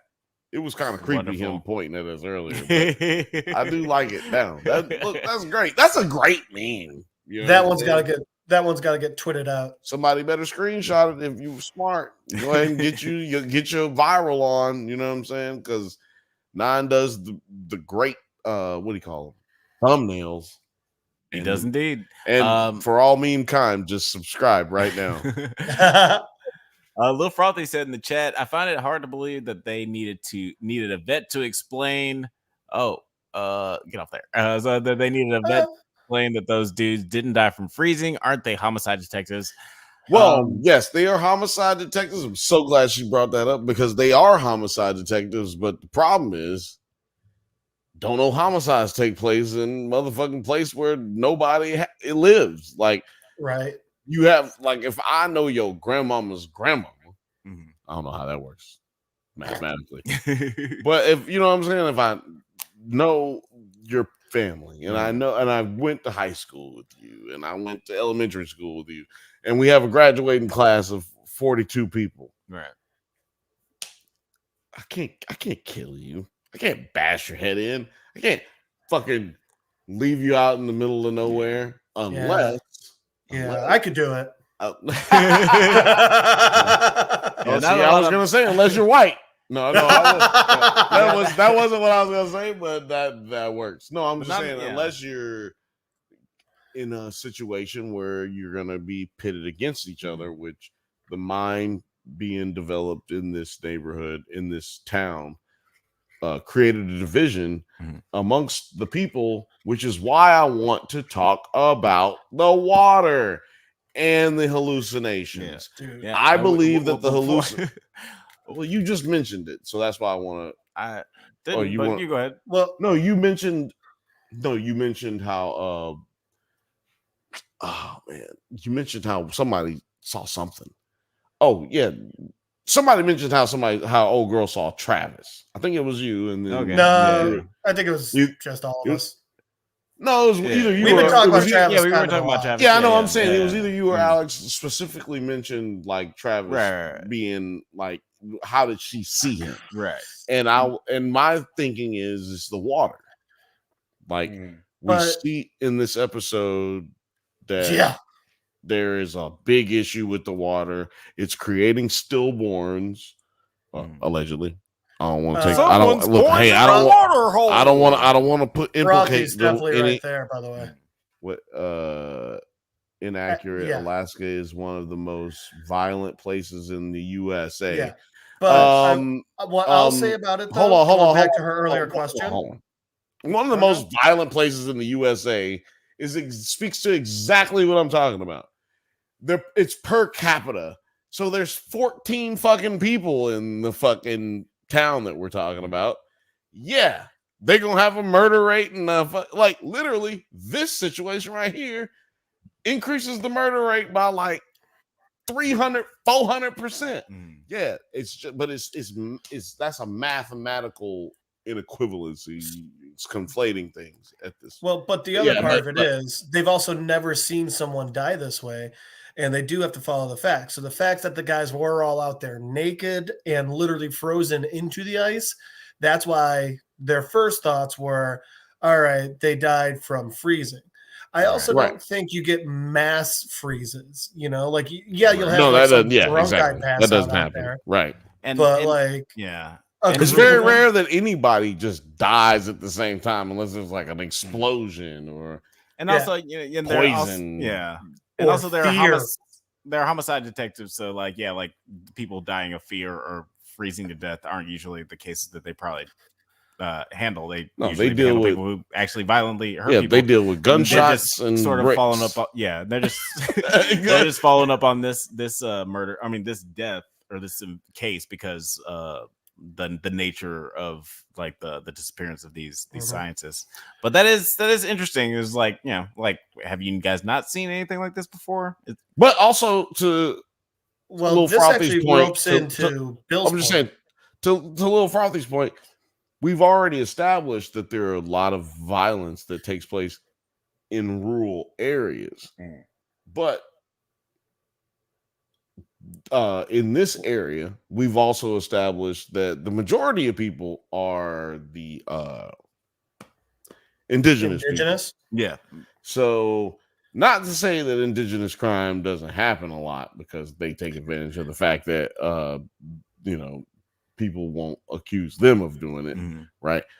But I just want to point out that in this, just because it ties into this season about how indigenous women are attacked and targeted in Canada and Alaska more than anywhere else in the Americas. Right. And you want to know who's the one doing it? Yo.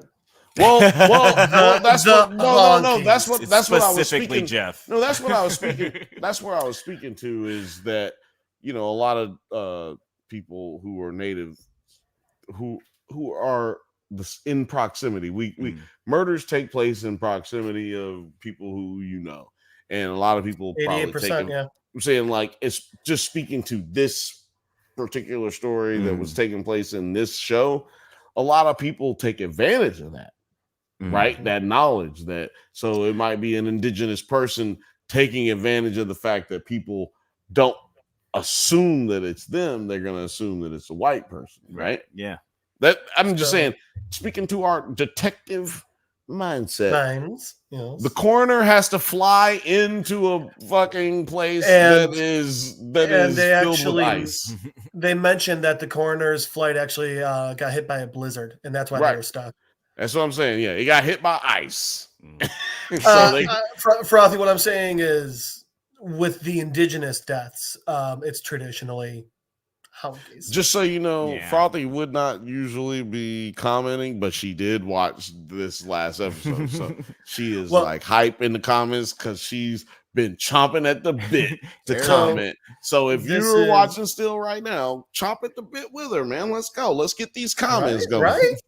So this is jumping basically to the end of the episode, but with it, in addition to the fear and possibly going back to Bill's point of the creepy gray gross ass water, the episode ends with homeboy Dr. Gangrene, Dr. Frostbite.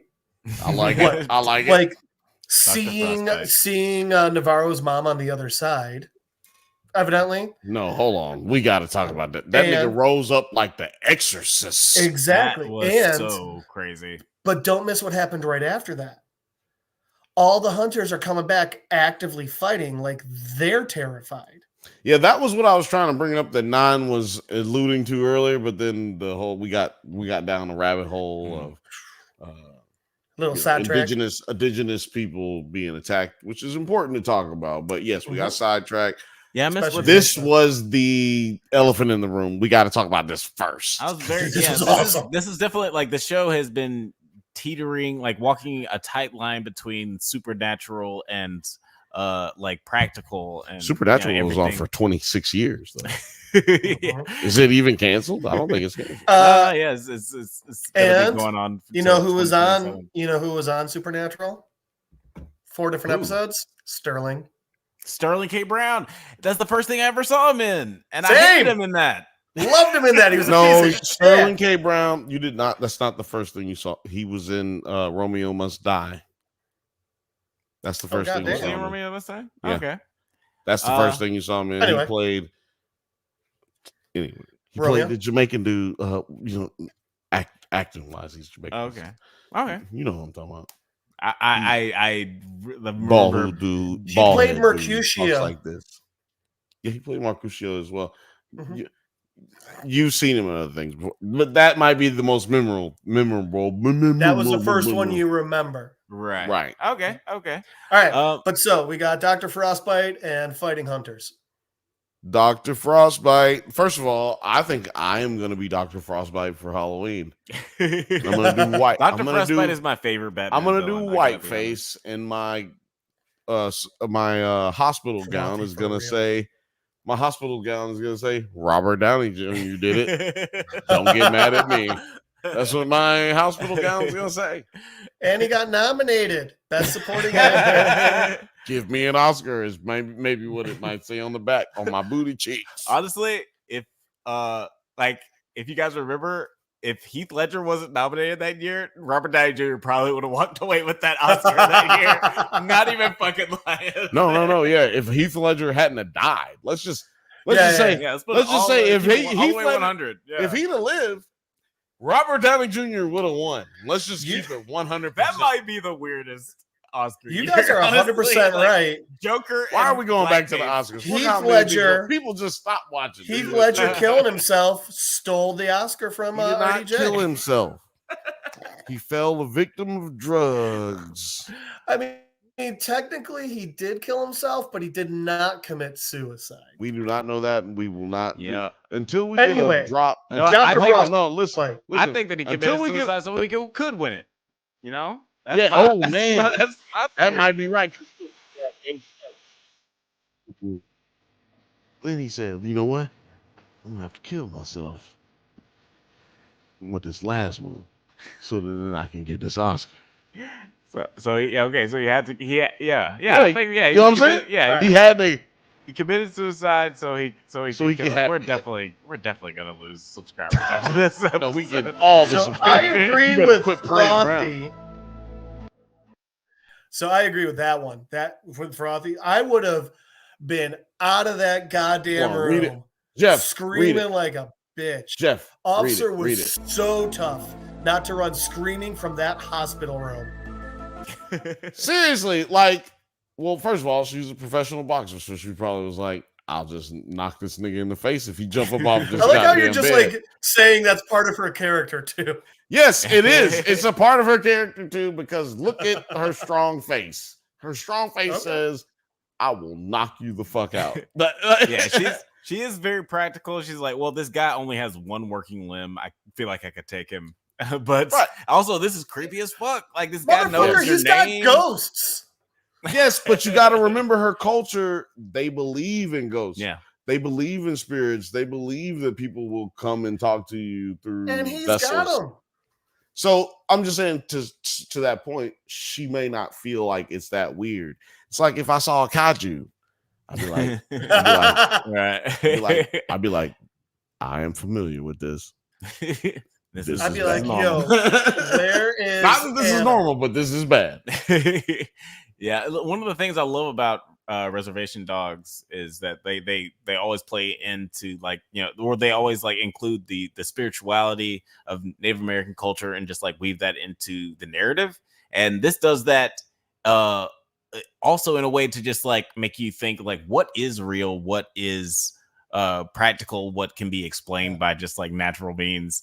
And it keeps you guessing. I love this. Just like, again, this is only the third episode, so we got a lot of time to just like explain why this is happening.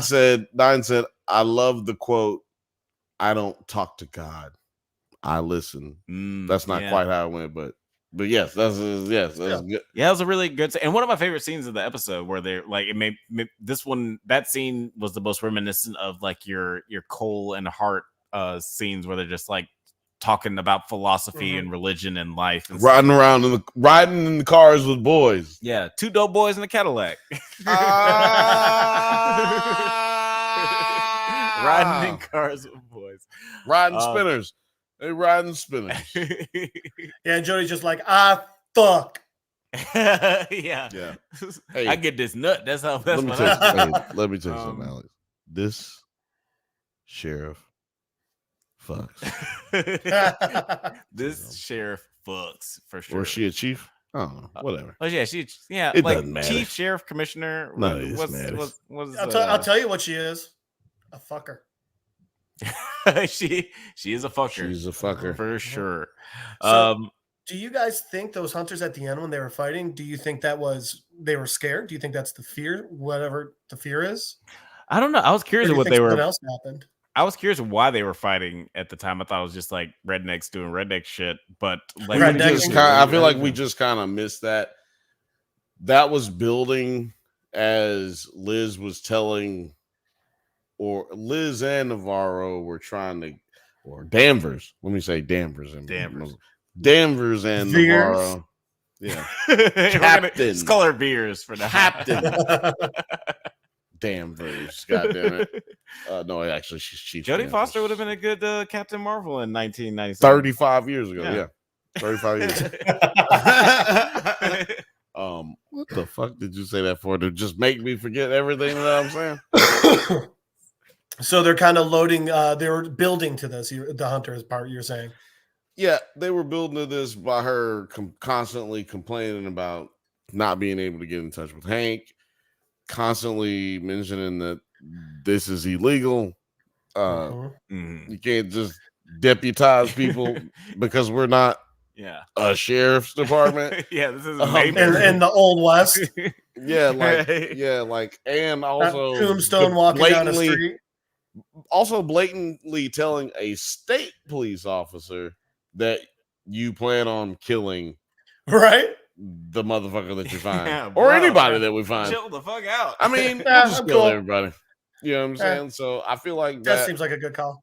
It's like an old school version of like bounty hunting. They used to steal the dudes. They kill you and then take your boots. Right. What was he planning on doing? That's how I felt. My boot. That's how I felt like he was going to do. Second Woody from Toy Story reference tonight. Man, Alex, you're disrespectful. So here's my take. Here's why I think it's we get as many Woody drops as we can get. It's like someone's poisoned the water. That's the one we actually that works for. Oh, that was the other one. Right? Yep. So here's why I think it's the fear, because all these hunters were brought to the hospital, not to the police station. If they were just arresting them for going out there and doing this shit, they wouldn't have brought them straight to the hospital.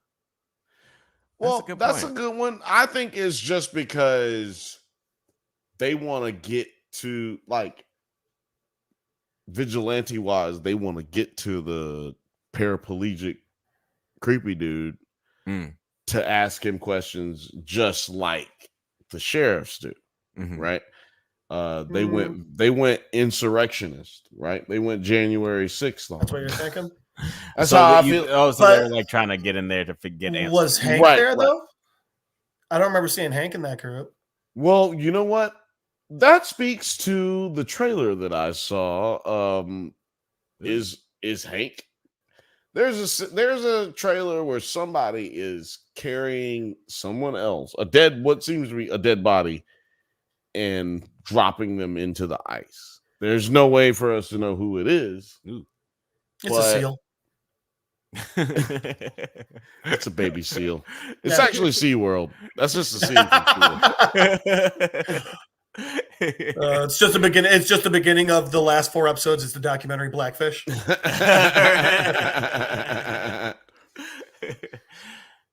But yeah, so you feel like somebody's gonna? Do you think that's a flashback of like from Annie, or is this gonna be something that happens in present day where like some?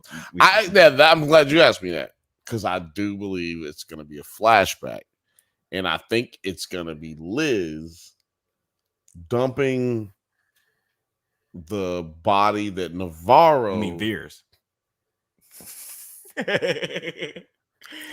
But okay, my captain. You can't. This is why you should be watching on YouTube. I you can't see the disappointment in my face. I do like that theory. So you're saying that this is going to be from the Wheeler case. Navarro killed the dude in the past. The Weaver case. Yeah, the Wheeler case. Yeah. Wheeler case. She shot the dude, and then what's her name? Navarro. Danvers. Veers. Veers. I believe that she then disposes of the body, because the trailer shows the person dragging the body kind of low to the ground. Like it's a heavy buddy. There's a problem so it's with heavy. Yeah, heavier than them at least. There's a problem with that theory.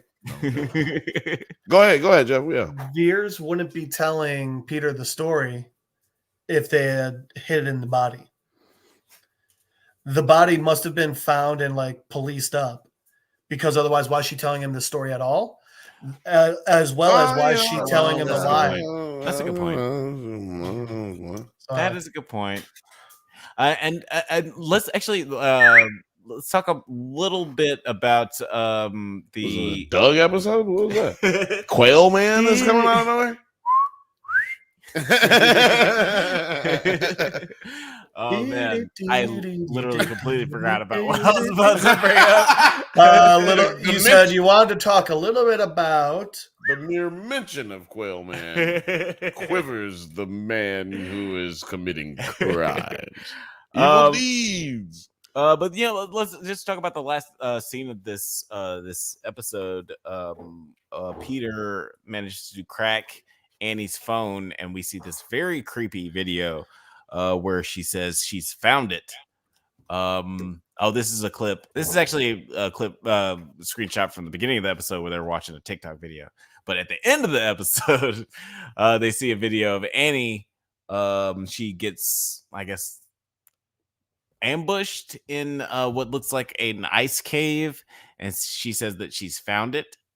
But we don't really figure out what that is before she is grabbed by something and starts screaming. What do you guys think this is? Do you think this is a person, a monster? Kaiju. And where do you think that she is? Kaiju. It's Kaiju. This is a monsters a monarch crossover. No, Monarch. You just said that so you can hear me say the monarch. Yeah. No, I don't believe that it's a kaiju. I believe that it's not racially for any reasons. I just believe it's a white man. Just because I can't remember the dude's name. Clark. And for Clark. another reason that we actually haven't brought up this whole year, What? but something that is very common. Yeah. Whitey will take it. Whitey will take it. He'll take it. Whitey will take it, and he'll be on his way.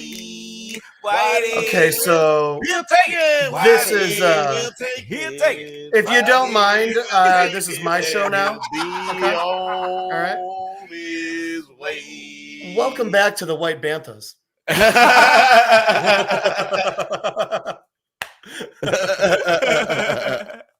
Jeff is the host now. Look at me. I am the host now. Oh man, that was an interesting thing to come back to. Hold on, filmmaker. Yeah, those. You We didn't plan it that way. break this down for me. What do you mean? I think it's the bear that got out. The one we saw in the the first polar bear? episode. The one-eyed I'm polar still bear? convinced that's Navarro's spirit animal. Navarro's spirit animal. Okay, but Jody saw it too. No, Danvers. she didn't. Well, she's Yeah. on the Jody, stuffed polar bear with the Danvers did see it when she stopped in the road right before that drunk driver crazy lady crashed her car in the middle of the road. I'm gonna have to rewatch. I don't remember that. In episode 2? That was episode 1. Episode 1? This, Oh, it was episode this 1. show is moving like shit through a goose. It is. Woo! You know why moving it's quite shit through a fast. goose? A goose. Oh. means shit quick. All right. Do you guys want to guess what this was rated on IMDb? This episode? Yeah, let's get that just in from, right now. Just from your statement, I'm gonna Hold on. Everybody, make sure you put your vote in the chat. Put in the comments. What was this voted on IMDb? It's out of 10. It's it's out of 10, right? It's out of 10. Would you guys like to know what 1 and 2 are rated? Yes. Yeah. Remind us. Yeah. Yeah, remind us. Part 1, 7.5. Part 2, 7.4. And this is part 3. Okay.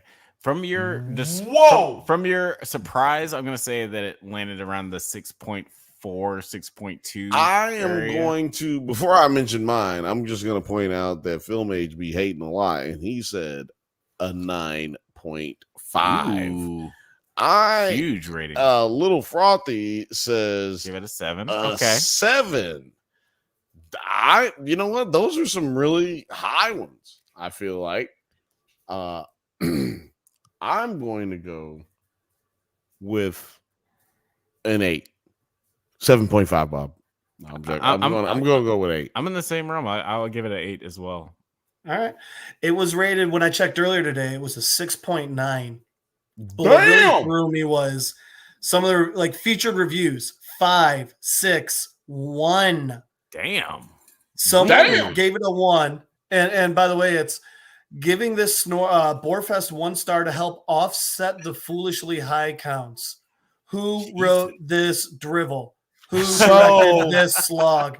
It looks like a lot of people are hating on it just to hate on it because so many people started liking on it. Right. Yeah. That's what it looks now like. Up to a 7. I'll tell you what. I again think this is the best episode of this. I think this is the best one of the 3.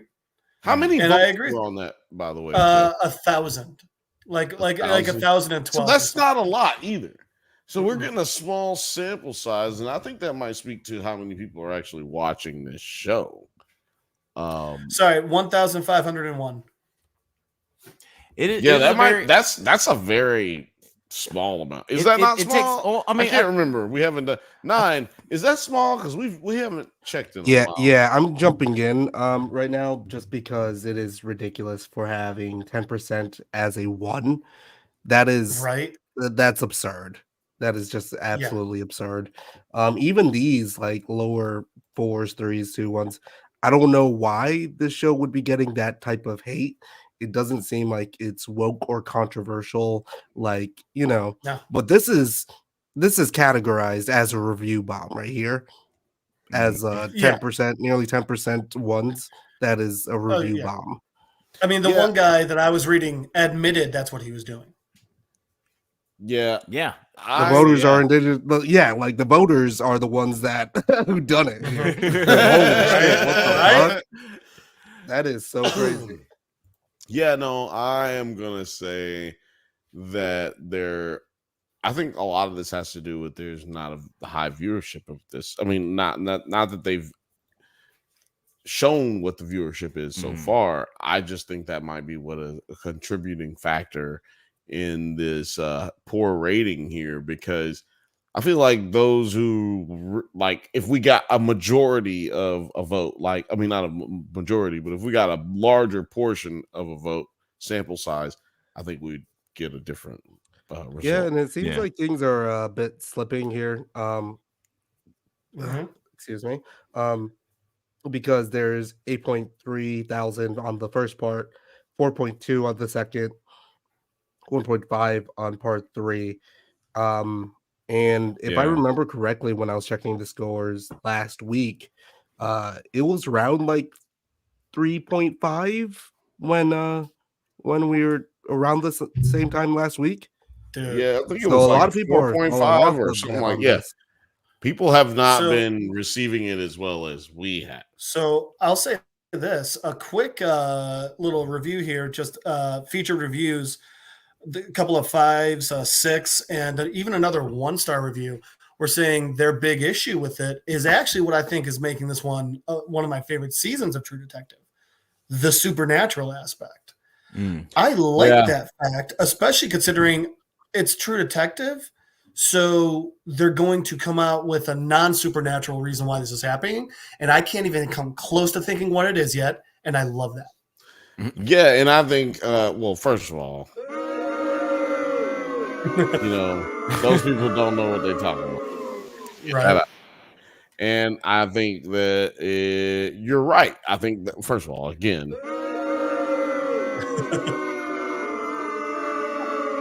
about Jeff just educated y'all right now, because the fact of the matter is they're giving you all kinds of go outside.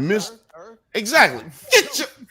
I ain't got time to be distracted by your reckless chime-ins. Go. I feel like, this reckless chime-ins, man. Like, you don't know what you're talking about, dog. Like, hold on, right then I sounded like Judy Gemstone. You don't know what you're talking about, dog. Say my baby. Look, let me just tell y'all something. I would love to have this show. Edie Patterson on the show. Oh my God, we could do that. I think. This by the show, way, Frothy's bottom question there. Yes, this is also the first season where the detectives are women. Yes, this is Okay, the first. so Girls get it done. Yeah, Alex is one of the review haters. Yeah. I've been review bombing the shit out of this. Secretly, he's actually been just stuffing the ballot box. And Mom, if you listen to this, I mean that shit. No, I'm just damn. Yeah, but This is gonna be the one episode that she watches. Like, oh God. She don't watch none of this shit. She gonna watch this one. Oh man! And I don't know what unweighted means. I don't know what I was saying. Like I was literally 6.5 saying unweighted is 6.5 ridiculous. unweighted also. is still. Yeah. I think would actually I don't know cut out exactly how all they of figured it. these. I would say cut out, 4 to. I'd say 3 and down. They're on some bullshit. I didn't let them keep the 4s. I just want to say, like, yeah, even keep the 4s and. Jeff was really like dead on with what he was saying, like to the point of people were expecting no supernatural stuff, and even after the first episode, they were thinking, "Man, this is way too supernatural," but they'll explain it away, and then they didn't, and then they kind of was like, wow, okay, we'll stick in there. And I think what 9 pointed to earlier about how the numbers precipitously dropped. I think a crazy amount of ones there too. I think that's what really contributed to this low rating on this episode. But I think this show is going to be one of those, to Jeff's point, again, that when we get to the end, it's going to relate into practical. Because Jodie Foster's character keeps mentioning that this is not going to be anything that you can't explain away with science and logic. Yeah. But I think they will probably leave it a little bit open and ambiguous because of the relation to the Yellow King in the first season, and because this cult of sexual child predators definitely has some kind of connection to what's going on here. They called it something in season 3. They had a name for the cult. I don't remember it though. I can't remember the name of the cult, but they definitely have the name of the company that they mentioned. Cult of the Crooked Spiral? Crooked Spiral? I thought it was like Yellow King or something. Well, the Yellow King is who they pray to, or who there was something called like the start with a C or some shit like that. That Film Age. I know you know. I know you know, Film Age. Put it in the comments. But yeah, I agree with Film Age here that I think if they just leave it ambiguous enough, where it's like, okay, was it or what's going on? I think if you leave into the reasonable doubt aspect, then that would really help the season. That's what I was saying. That's what I was saying. There's going to be a situation where Cult of the Crooked Spiral. Yeah, that's also a band name. But no, I'm saying that's what I was saying too. Is like we'll have something that explains away the supernatural, but leaves it ambiguous, leaves it open for you to speculate. I would love that. Is there? Yeah, I would love that too. I don't think that's bad. It's kind of like the Sopranos ending, right? Like, yeah. If they manage to like make it like a Scooby-Doo episode where like at the very end of the the penultimate episode or the last episode you realize the practical elements of it and why all the supernatural elements seem so spooky and they wrap it up in a nice fine way, that'd be great. But if they manage to walk the line and keep it like so ambiguous and like between supernatural and practical, this will be a fucking masterpiece and an instant drunkies nominee for 2025, right? Like that's it's a lock for 2025 for best series. We're gonna give it best sex scene. I'll open them back up for 2024. We're gonna give it best geriatric sex scene in 2024. It's gonna be a new category. Best sex scene that can qualify for Social Security goes to. But Actually, there's a couple of sex scenes in this. Like both of the lead actresses get sex scenes. That's crazy. Both Is it a first in both HBO both over history? the age of 60. It is a first on HBO. Well, no, what's her name's not over 60. Jodie Foster? Navarro. But we kind of got She just mounted that guy. we got a not sex scene with the old lady who had sex with Travis. Oh yeah. We got a post-coital scene. Yeah, we got between a Travis we got a post nut scene. Yeah, and Andor's mama. Yeah. But like final thoughts on this episode before we get out of here. Jeff has disappeared into the upside down. But Bill, what are your last thoughts on this episode? Well, hold on. I just want to go to the comments a little bit All right, go because into the Frothy comments. says she hopes that they lean into the supernatural, and she said, "Is it crazy? Is it crazy? Is that crazy? Is that crazy? I don't think that's crazy. It would be Did great. this dude just did this? One of again, I keep talking about Res Dogs, even though we haven't covered Res Dogs on this show. It is a Drunkies nominee, though. Even though no one knows what it is. No, I'm joking. but one of the great things about Reservation Dogs is it does walk that line of just like Walk hard. supernatural and just like normal, kind of in that same way of Atlanta, but it has this cultural embodiment of just like, you know, native. Can I finish? Go ahead and finish. All right, but whatever. I didn't say what I said to cut you off. I was saying it's just another Atlanta comparison. Shocker. Everything is Atlanta. Is everything Atlanta? God damn it! What about Birmingham? That's our new T-shirt. Alabama? Everything is Atlanta. What about Portland? What about Detroit? Portland's cool. Jeff, what are you got? No Chicago. I'm tired of Chicago shows. Chicago Correct. Fire, Chicago Police. Chicago Yes. Hope. Chicago PD. Yeah, Chicago Bears. Chicago The Bear. drunk dude walking 3 miles. The Bear. The Bear. The Shy. Southside. Oh, Jesus Christ. It's been over for a while, but shameless. Shameless. You're gonna have a show called Michigan Lake because they're gonna run out of fucking neighborhoods. Not Lake Michigan, mind you. Michigan Lake. Oh yeah, excuse me, Lake Michigan. I've been drinking. Jeff, do you got any final thoughts on this episode? Again, it's my favorite one. I don't know if I mentioned this while we were on pod, but or if it was backstage, but just this was the type of episode that when it ended, I was angry because I wanted so much more. I was roped in. It did such a good job. My final thought is I feel the exact opposite of what all those friggin' reviews on IMDb are saying. Yeah, you know, to his point, I want to just say the same thing. No reason to say a lot of the same things he said. It was a great fucking show. I'm very surprised by the outcome on IMDb, but that's why we should just go on there and vote. You know, that's why you should go vote. Yeah, positively review bomb stuff. Yeah, Why positive. does anybody do that? Yeah, that never happens. That never happens. Yeah, It's almost like the world's a terrible place full of horrible garbage people. Not at the Drunk Banthas, Almost, especially not the Drunk Banthas members only. They are the most awesome people on the planet. Only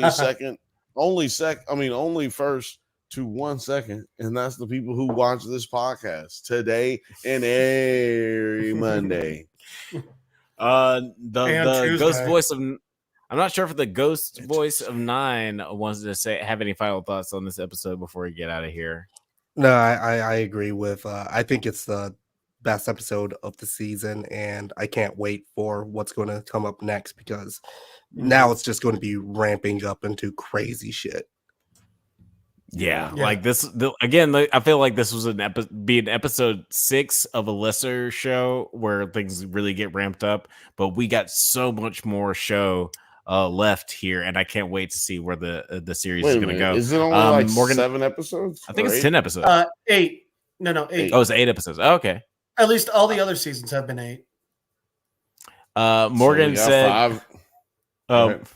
Sorry, Morgan said in the chat. So if we are both, we are Bantha's gods. Bantha gods. So if I you think are a that would member make you and you more- are Oh a, yeah. Oh, okay. I see. if Yeah. you're a member Okay. and you are If watching you're a the show, subscriber, chatting. you are a subscriber. If you join I think the membership, you are a bantha. And if you have one of these hoodies on, you a bantha. Yeah. I mean, like, And if you're just watching and you're not subscribed or a member, We call you normies. We Yeah. call you which that's fine. That's fine. That's totally fine. normies run the world. It's okay. I like to think of them as Bantha acolytes or Banthalites, if you will. Banthalites. Yeah, I like that. Banthalites, if you just subscribed and you are a drunk bantha, if you pay for that. Because look, that is an Boom. honor. I appreciate you. Alex appreciates you. Honestly, yeah, Jeff we really appreciate you. you. I can't appreciate afford a membership to our channel, honestly. So I appreciate that. he can't watch if he You're I haven't mesmerized even by seen none the of our boobs. membership. he cannot watch if content he's just 'cause I not can't here. afford it. That is a fact. My girlfriend can't even watch the members. But before we get out of here, Jeff, where can people find you on the interwebs? Damn it. Oh, well, thank you. You can always try and Skype me, Don Cheadle's Driveway at littledickie2.com. It's because of the That's 'cause hackers. of the hackers. Mhm. You can try and find Jeff Madel on Facebook, at MadelJeff on Instagram. If you're in Austin, it's finally warm out again, so hopefully you can see me out and about around town. If you're here this Friday, there's a 90s cover band playing at the Courtyard. I'll see you there. Oh, shit. And then always, I'm always about the 90s music. I'm a nerd. And then you can always find me on Monday nights on the Drunk Banthas Nerds at Night channels, talking about some nerdy shit that I'm really excited about. Good. Yes, You might be sir. able to find them on the members only every once in a while. It'll be more just a sporadic, but shout I out do to love documentaries. Yeah, right. Like who? I'm sorry, I was going to say who doesn't, but a lot of people. Shout out to Morgan. We're gonna be getting it in on Tuesday, and shout out to Morgan because he sent us a fucking. Hold on. Well, Oh yeah. first of all, this is gonna be big news for Jeff and for Nine. Oh, damn. Morgan completed the GoFundMe and got us an Xbox. And What? Morgan, I could kiss you all over the mouth right now. I So really you appreciate guys, so you guys can play video games like a normal adult? it. we can play things with you online other than Yeah, I play plenty of Super Mario, my friend. yeah, we can play games with you other than Super Mario, Star Fox. Star Fox, Donkey Kong, I'll tell you Punch what. Out. We'll have to get a good group one going. I think we can do Shredder's Revenge crossplay. Oh shit! Cross-platform. Look, check it out. So that's what I was gonna say. We paid for the what is it? The Game Pass. Game Pass. So anybody who's on there, any nerds who are watching who play you video guys games, can play Pal World with Terry. Oh shit! Oh shit. that's oh joy. Oh dear. Oh, dear. Yeah, Morgan said then I'm watching, subscribed, a member, and wearing the hoodie and t-shirt combo. And he says, please no mouth love. Also, y'all Yes, need to share you're getting it whether you like it or not, buddy. Also, you need to share your Xbox name so I can add you. LOL. Yeah, our for sure, Xbox name is the Drunk Banthas, I think. Yeah. I don't know. And if It's you have an under Xbox, settings. You can look at your profile. you get an Xbox, you get all the mouth love. That you cannot debate that. That's what's happening. If Next you time I want, see you. if you want to play games, okay, relax. If you want to play games with us, You're that getting aren't- Pepe that Le don't Pew, have man. anything to do with mouth, then you can Oh. hit us up on Xbox, whatever the stuff is, and we got you. We Yeah. might put it in the description, maybe. Or you come back next week and I'll definitely tell you. Or Yeah. you just join the members only and I'll tell you then. It's 99 cents. Oh! 99 Look, you can also do this with members only. Just pay the 99 cents, watch one episode, and then I'm get off. telling you, every time Just you get say off. members Just only, get off I'm of just there. sitting there thinking you're talking about OnlyFans. That's why I say it. That's why I say it. It's the members only. You know what I'm saying? Maybe I should start saying it like that. Welcome to the members only. Moving to the members only. We're gonna get you. Nine, do you want to tell people where to find you? Yeah, you can find me at 9 Nerd Yards, of course. Thank you guys for having me. I've been fucking sick. I hope you like the behind the scenes stuff. And I also like to say, we had 498 subscribers at the beginning of the screen, and we just got to 500. So y'all are the fucking best right now. Last week I was asking you guys to get us to 400, and this week we're at 500. So fuck yeah, let's get Let's it. go. Shout out to is Nerds incredible. at Night. Nerds at Night is again the sponsor of this episode. Yes. Thank you guys so much for listening to the Drunk Band And podcast. the letter We do this- H. and the letter H. We do this every Monday at 8 p.m. Pacific time, but don't forget to like and subscribe so you get updates on new videos. Check us out on Twitter, IG, TikTok, likewise, Letterboxd, all the internet things at the Drunk Banthas. Until next time, stay safe, my little frozen corpses, and may the force be with you. Hey.